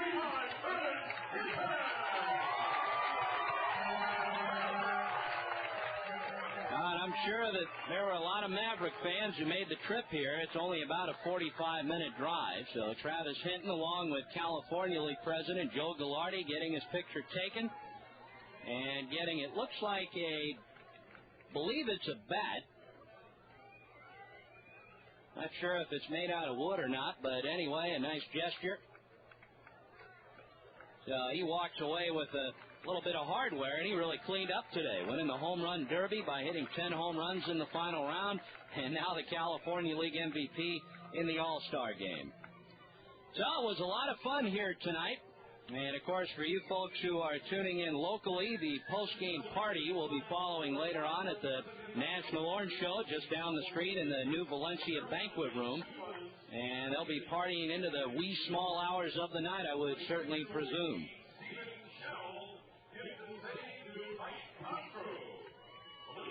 Now they're going over the totals again. Again, 5 runs, 7 hits, no errors for the California League. 2 runs, 9 hits, and 2 errors for the Carolina League. We now invite you to stay tuned for the post-game show. That'll be coming up in just a few moments. You've been listening to Inland Empire 66ers baseball on KVCR. Today's game has been made possible by Loma Linda University Children's Hospital, the only children's hospital in the Inland Empire. By Toyota of Redlands on West Redlands Boulevard and on the web at toyotaofredlands.com. By Omnitrans, be smart, be safe. By Community Hospital of San Bernardino.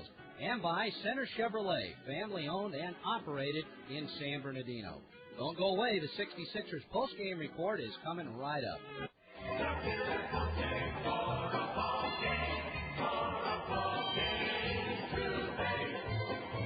If you and I are out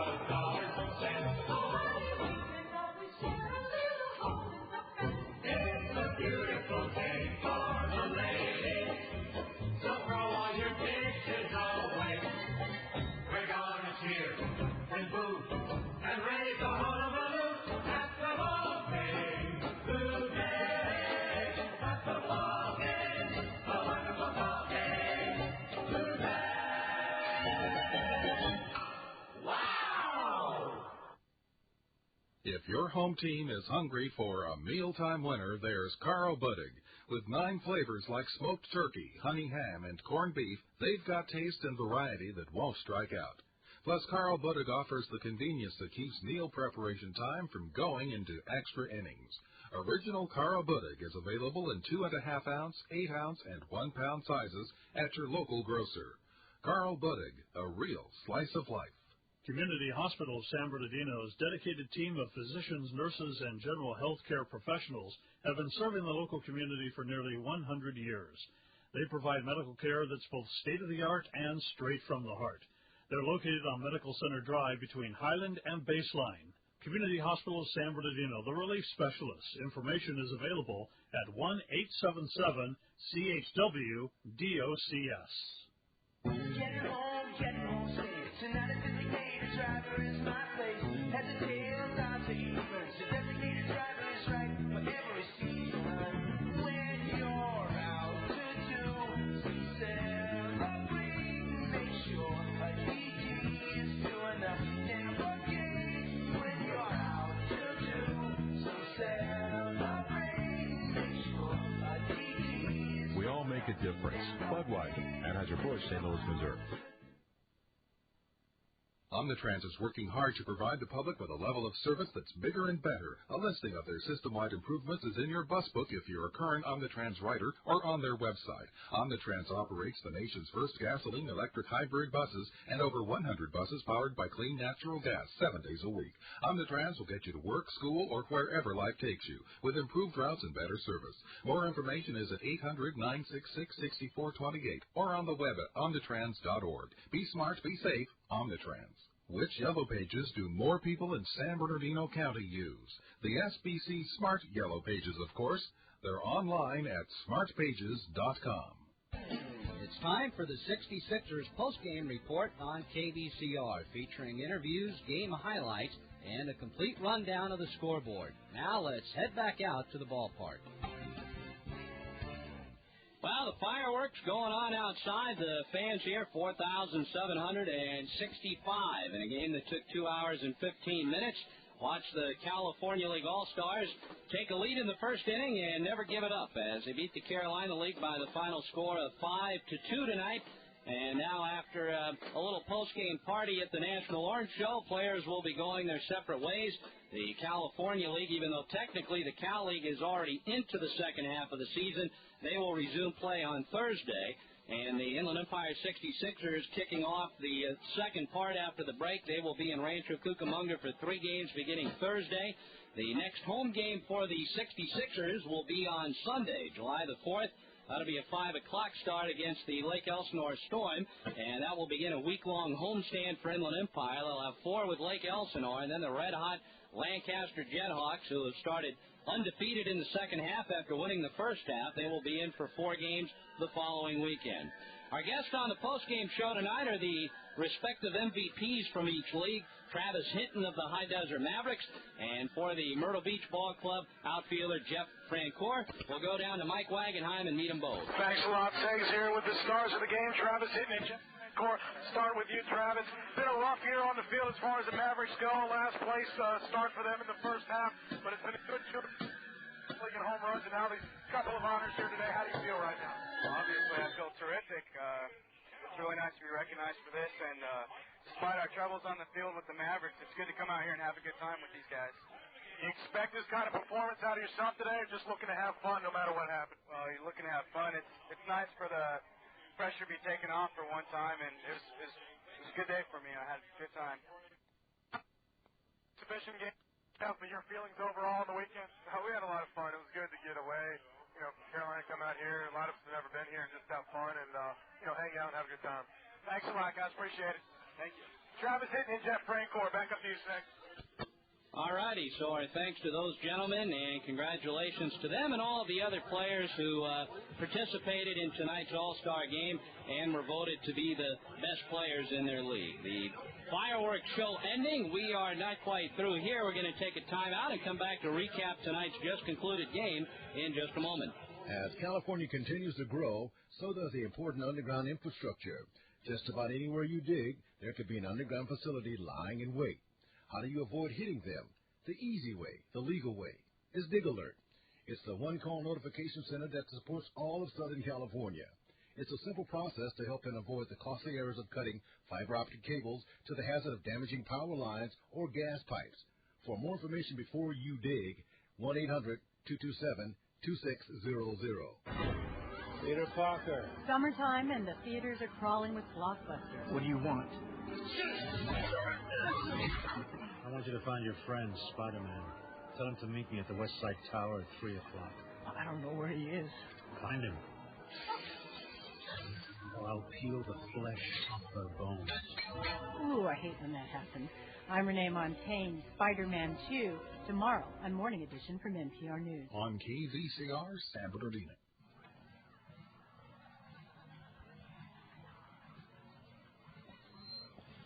Well, the California League didn't waste a lot of time getting on the scoreboard tonight. The very first batter that Rich Gardner faced, Rancho Cucamonga's Eric Ibar got a base hit to center.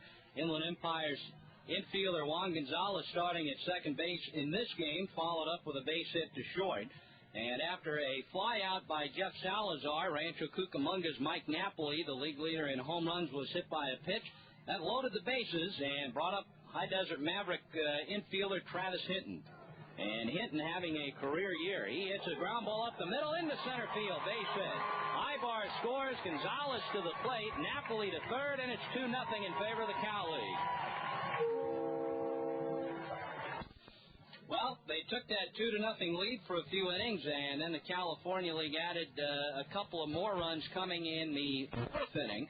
Travis Hinton, once again, getting a base hit, his second of three. And that brought up Lancaster Jethawk outfielder Jared Ball, who was hitting for the first time in tonight's game. That ball is slapped fair down the third base line. Ball is gunning for second. Here's Hinton heading for third. Ball gets caught up in the bullpen. Brown is going to wave, hitting around. Here's a throw to the plate. Not in time, and Ball will head down to third. RBI double for Jared Ball. 3-0 California. Well, the California League added to the lead moments later when Dan Trumbull was, reached on a 6-4 fielder's choice. Ball scored. It was a 4-0 lead. The Carolina League got on the board in the fifth inning on an RBI single by Chris Denorfia that brought in Darren Fenster, and then the Carolina League getting another run in the seventh inning on an RBI single by their league's MVP for the game, Jeff Francoeur. And that made it a two-run game, but the Cal League added an insurance run in the seventh inning as Modesto catcher John Swomey reached on a catcher's interference and then moved up on a pass ball. A couple of batters later, High Desert's Calix Crabb tripled into right field to bring in Swomey with the final run of the game. The Carolina League in the ninth inning got an infield leadoff single by Eider Torres. Donnie Murphy then hit into a double play, and Tramick flied to left field to end it. Final score again tonight, California League 5, Carolina League 2.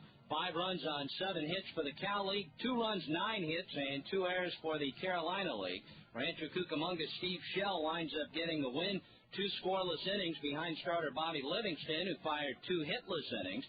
Rich Gardner, the starter for the Carolina League, the losing pitcher, and the save going to Cosgrove of Visalia. Again, 4,765, the paid attendance here tonight, and a game that took only 2 hours and 15 minutes to play. We'll take another break. Mike Wagenheim will be stepping in a moment to run down your out-of-town scoreboard. That's coming right up. You know, baseball players aren't the only people who rely on a good night's sleep to maintain peak performance. We all do. That's why the right mattress is vital when you're shopping for a new bed. Banner Mattress has sold nearly 2 million mattresses since it opened in 1926. Why have so many people relied on Banner Mattress? Because they still make their own beds using old-world craftsmanship that was the philosophy of the company's founder. Banner Mattress has 3 San Bernardino locations on South E Street, Hospitality Lane, and South I Street. On the Motley Fool Radio Show, America's business leaders field some of life's most pressing questions. What percentage of Whole Foods shoppers would you say are just looking for a date? 26.83%. Join us each week for the Motley Fool Radio Show from NPR. Saturday morning at 11 and Sunday afternoon at 1 on KVCR San Bernardino. Well, hi again. No, I am not Wagenheim, and I have not changed my voice. I guess Mike is downstairs, so yours truly is going to run through the out-of-town scoreboard for tonight. Obviously, no games in the California League except this one. National League, Philadelphia, with a couple of touchdowns and a field goal, held Montreal to a touchdown as the Phillies beat the Expos 17-7. The Phillies had a 6-5 and 4-run inning. Eric Milton, the winner, now 10-2. The Phillies getting home runs from Perez, Bell, Abreu, and Polanco tonight. It was Pittsburgh shutting out the Cardinals by the score of 3-0. Burnett getting the win over Carpenter. Mesa picked up his 18th save. Cincinnati and the New York Mets playing in Cincinnati tonight, and the Mets wound up winning 7-5. So got the win over Van Poppel. Looper picked up his 14th save of the year. The Florida Marlins shaded Atlanta 5-4. Manzanillo getting the win over Hampton, who's now 2-8. Benitez save number 26. The Marlins getting home runs from Lowell, the 17th. Cabrera, number 18. Morero hit his 4th for Atlanta. It was the Cubs over Houston 7-5. The Astros with a critical error late in the game that helped the Cubs get 3 runs in the 7th. Beltran getting the win over Weathers. And Carlos Beltran of Houston hitting his 16th home run of the year. Ramirez and Patterson went deep for the Cubbies.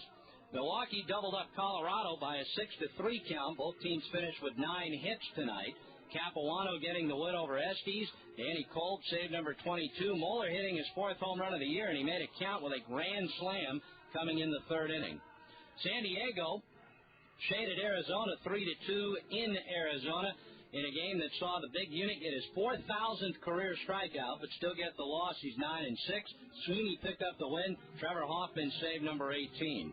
The Dodgers, after getting swept in 4 games up in San Francisco, hosting the Giants tonight. And even though San Francisco out-hit the Dodgers 8-4, the Dodgers getting a 2-1 win as they got a run in the bottom of the 8th inning to break a tie. Guillermo Mota got the win. Brower the loss. Eric Gagne saved number 19. Jason Worth hitting his 4th home run of the year for Los Angeles. In the American League, Detroit in 11 innings beat Cleveland by a 9-7 count. The Tigers getting home runs from Higginson, Young, and Munson. Cleveland from Broussard, Hafner, and Martinez. The Yankees roughed up the Red Sox in the Bronx 11-3. Vasquez now 9-5, picks up the win. Derek Lowe had a poor outing and takes a loss. He is 6-7. Johnny Damon homered twice for the Red Sox. Ortiz hit number 20, and for the Yankees, they had home runs from Sheffield and Clark. Toronto, behind former San Bernardino lefty Ted Lilly, through a 3-hit shutout in Tampa Bay, beating the Devil Rays 4-0. Lilly now 7-4. John Alama takes a loss. He is 4-2. Phelps hitting his 6th of the year for the Blue Jays. Kansas City nipped Baltimore 4-3 in KC tonight to end the 5-game skid. It was Wood over Ponson, who is now 3-11, by the way. Lopez hitting his 10th for the Orioles. The White Sox over Minnesota by a 6-2 score. Mark Burley, the winner, is 8-2. Silva, the loser, is 8-5. Valentin hit his 16th for the Sox. Uribe hit number 11. Corey Kosky hitting number 12 for Minnesota. Oakland shaded the Angels 5-4 in a key American League West battle. Mark Mulder, the winner, is now 10-2. Brendan Donnelly, the loser, drops to 1-1. Octavio Dotel, who was just acquired in that trade, picked up his first save for the A's. And it was the Seattle Mariners getting 3 in the bottom of the 6th inning, holding on in a big game against Texas, winning 4-3. Joel Pinheiro, the winner, 4-8 this year. Benoit took the loss. Every day, Eddie Guardado saved number 15. The only home run hit by Seattle's Rich Aurelia, his 4th of the year. We'll take another timeout, come back to wrap things up here from San Bernardino in just a moment. There's a saying in baseball that to play well, you have to look good from head to toe. That's why all Major League and Minor League Baseball players wear caps made by New Era Cap Company. Behind every New Era flag is a storied past of passion, integrity, and pride. Passion for detail and excellence, integrity that's reflected in a high-quality cap, and pride for the successes and relationships born from passion and integrity. More information on New Era caps can be found at neweracap.com. New Era Cap Company. It's not a cap, it's a flag. Lazy Boy Furniture Galleries is a proud supporter of 66ers baseball. Lazy Boy has locations in San Bernardino, Riverside, Hemet, and Ontario Mills. Lazy Boy has been a part of America's home since the late 1920s. Lazy Boy's furniture stands the test of time thanks to quality materials, extensive engineering, and rigorous testing. They're committed to building only the quality furniture and back every piece with their word. Lazy Boy. They make rooms that make homes. Well, before we get out of here, for you 66er fans, we had mentioned it earlier, but just to kind of reiterate things, some roster changes being made before the team resumes play on Thursday. Felix Hernandez, who was throwing down in the bullpen but did not get into the game. Felix, the 18-year-old phenom, he is moving up to Double-A San Antonio, and I think he's supposed to start Thursday from what I've been told. Outfielder T.J. Bond will also be going to San Antonio. T.A. Fulmer, who was one of the original 5 starters, went up to San Antonio with all the injuries in the Seattle system. T.A. has returned to the 66ers. Michael Garcia-Parra, who has not played since late April due to a ligament problem in his hand, is going to be coming off the DL, and Gar will be ready to play on Thursday, I presume. And finally, those of you who were with us last year remember a fine closer the Sixers had early, about the first half until he hurt his arm, Mike Steele. Well, Mike, who had been rehabbing and pitching down and extended in Arizona, he just showed up today, and so he will be joining the team, and that'll certainly be a big boost for the Sixer bullpen. The Sixers really haven't had a closer per se this year. It's been a bullpen by committee, but Steele, if his arm is right, is going to be that guy, and if his arm is right, he's going to be a big boost for the bullpen. No game tomorrow night, the final day of the All-Star break, and then we pick up action. The Sixers 4-2 in the second half, and they begin things with a 3-game series in Rancho Cucamonga on Thursday night, a 7:15 game against the Quakes. Thursday, Friday, and Saturday, we will carry all of the games on internet and radio, so sportsjuice.com, as well as 91.9 KVCR. The next home game for Inland Empire will be on July 4th, and that'll be a big one.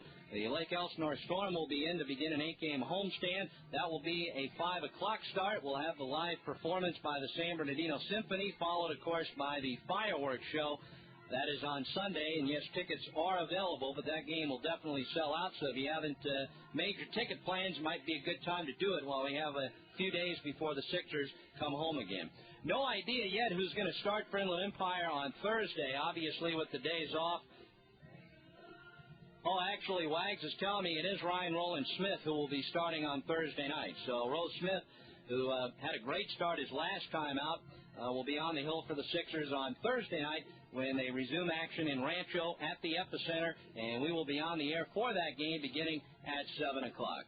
Until then, speaking for Mike Wagenheim and the High Desert Mavericks Mike Benton, who stopped by and joined us tonight, this is Mike Sager wishing you a very good Tuesday night from Arrowhead Credit Union Park in San Bernardino. We sure hope you enjoyed the broadcast. Turned out to be a pretty good game tonight. The California League beat the Carolina League in the 2004 All-Star Game. Final score, Cal League 5, Carolina League 2. That'll do it for this edition of the 66ers postgame report on KVCR. We sure hope you can join us again for all of the excitement of California League baseball with your defending league champs, the Inland Empire 66ers.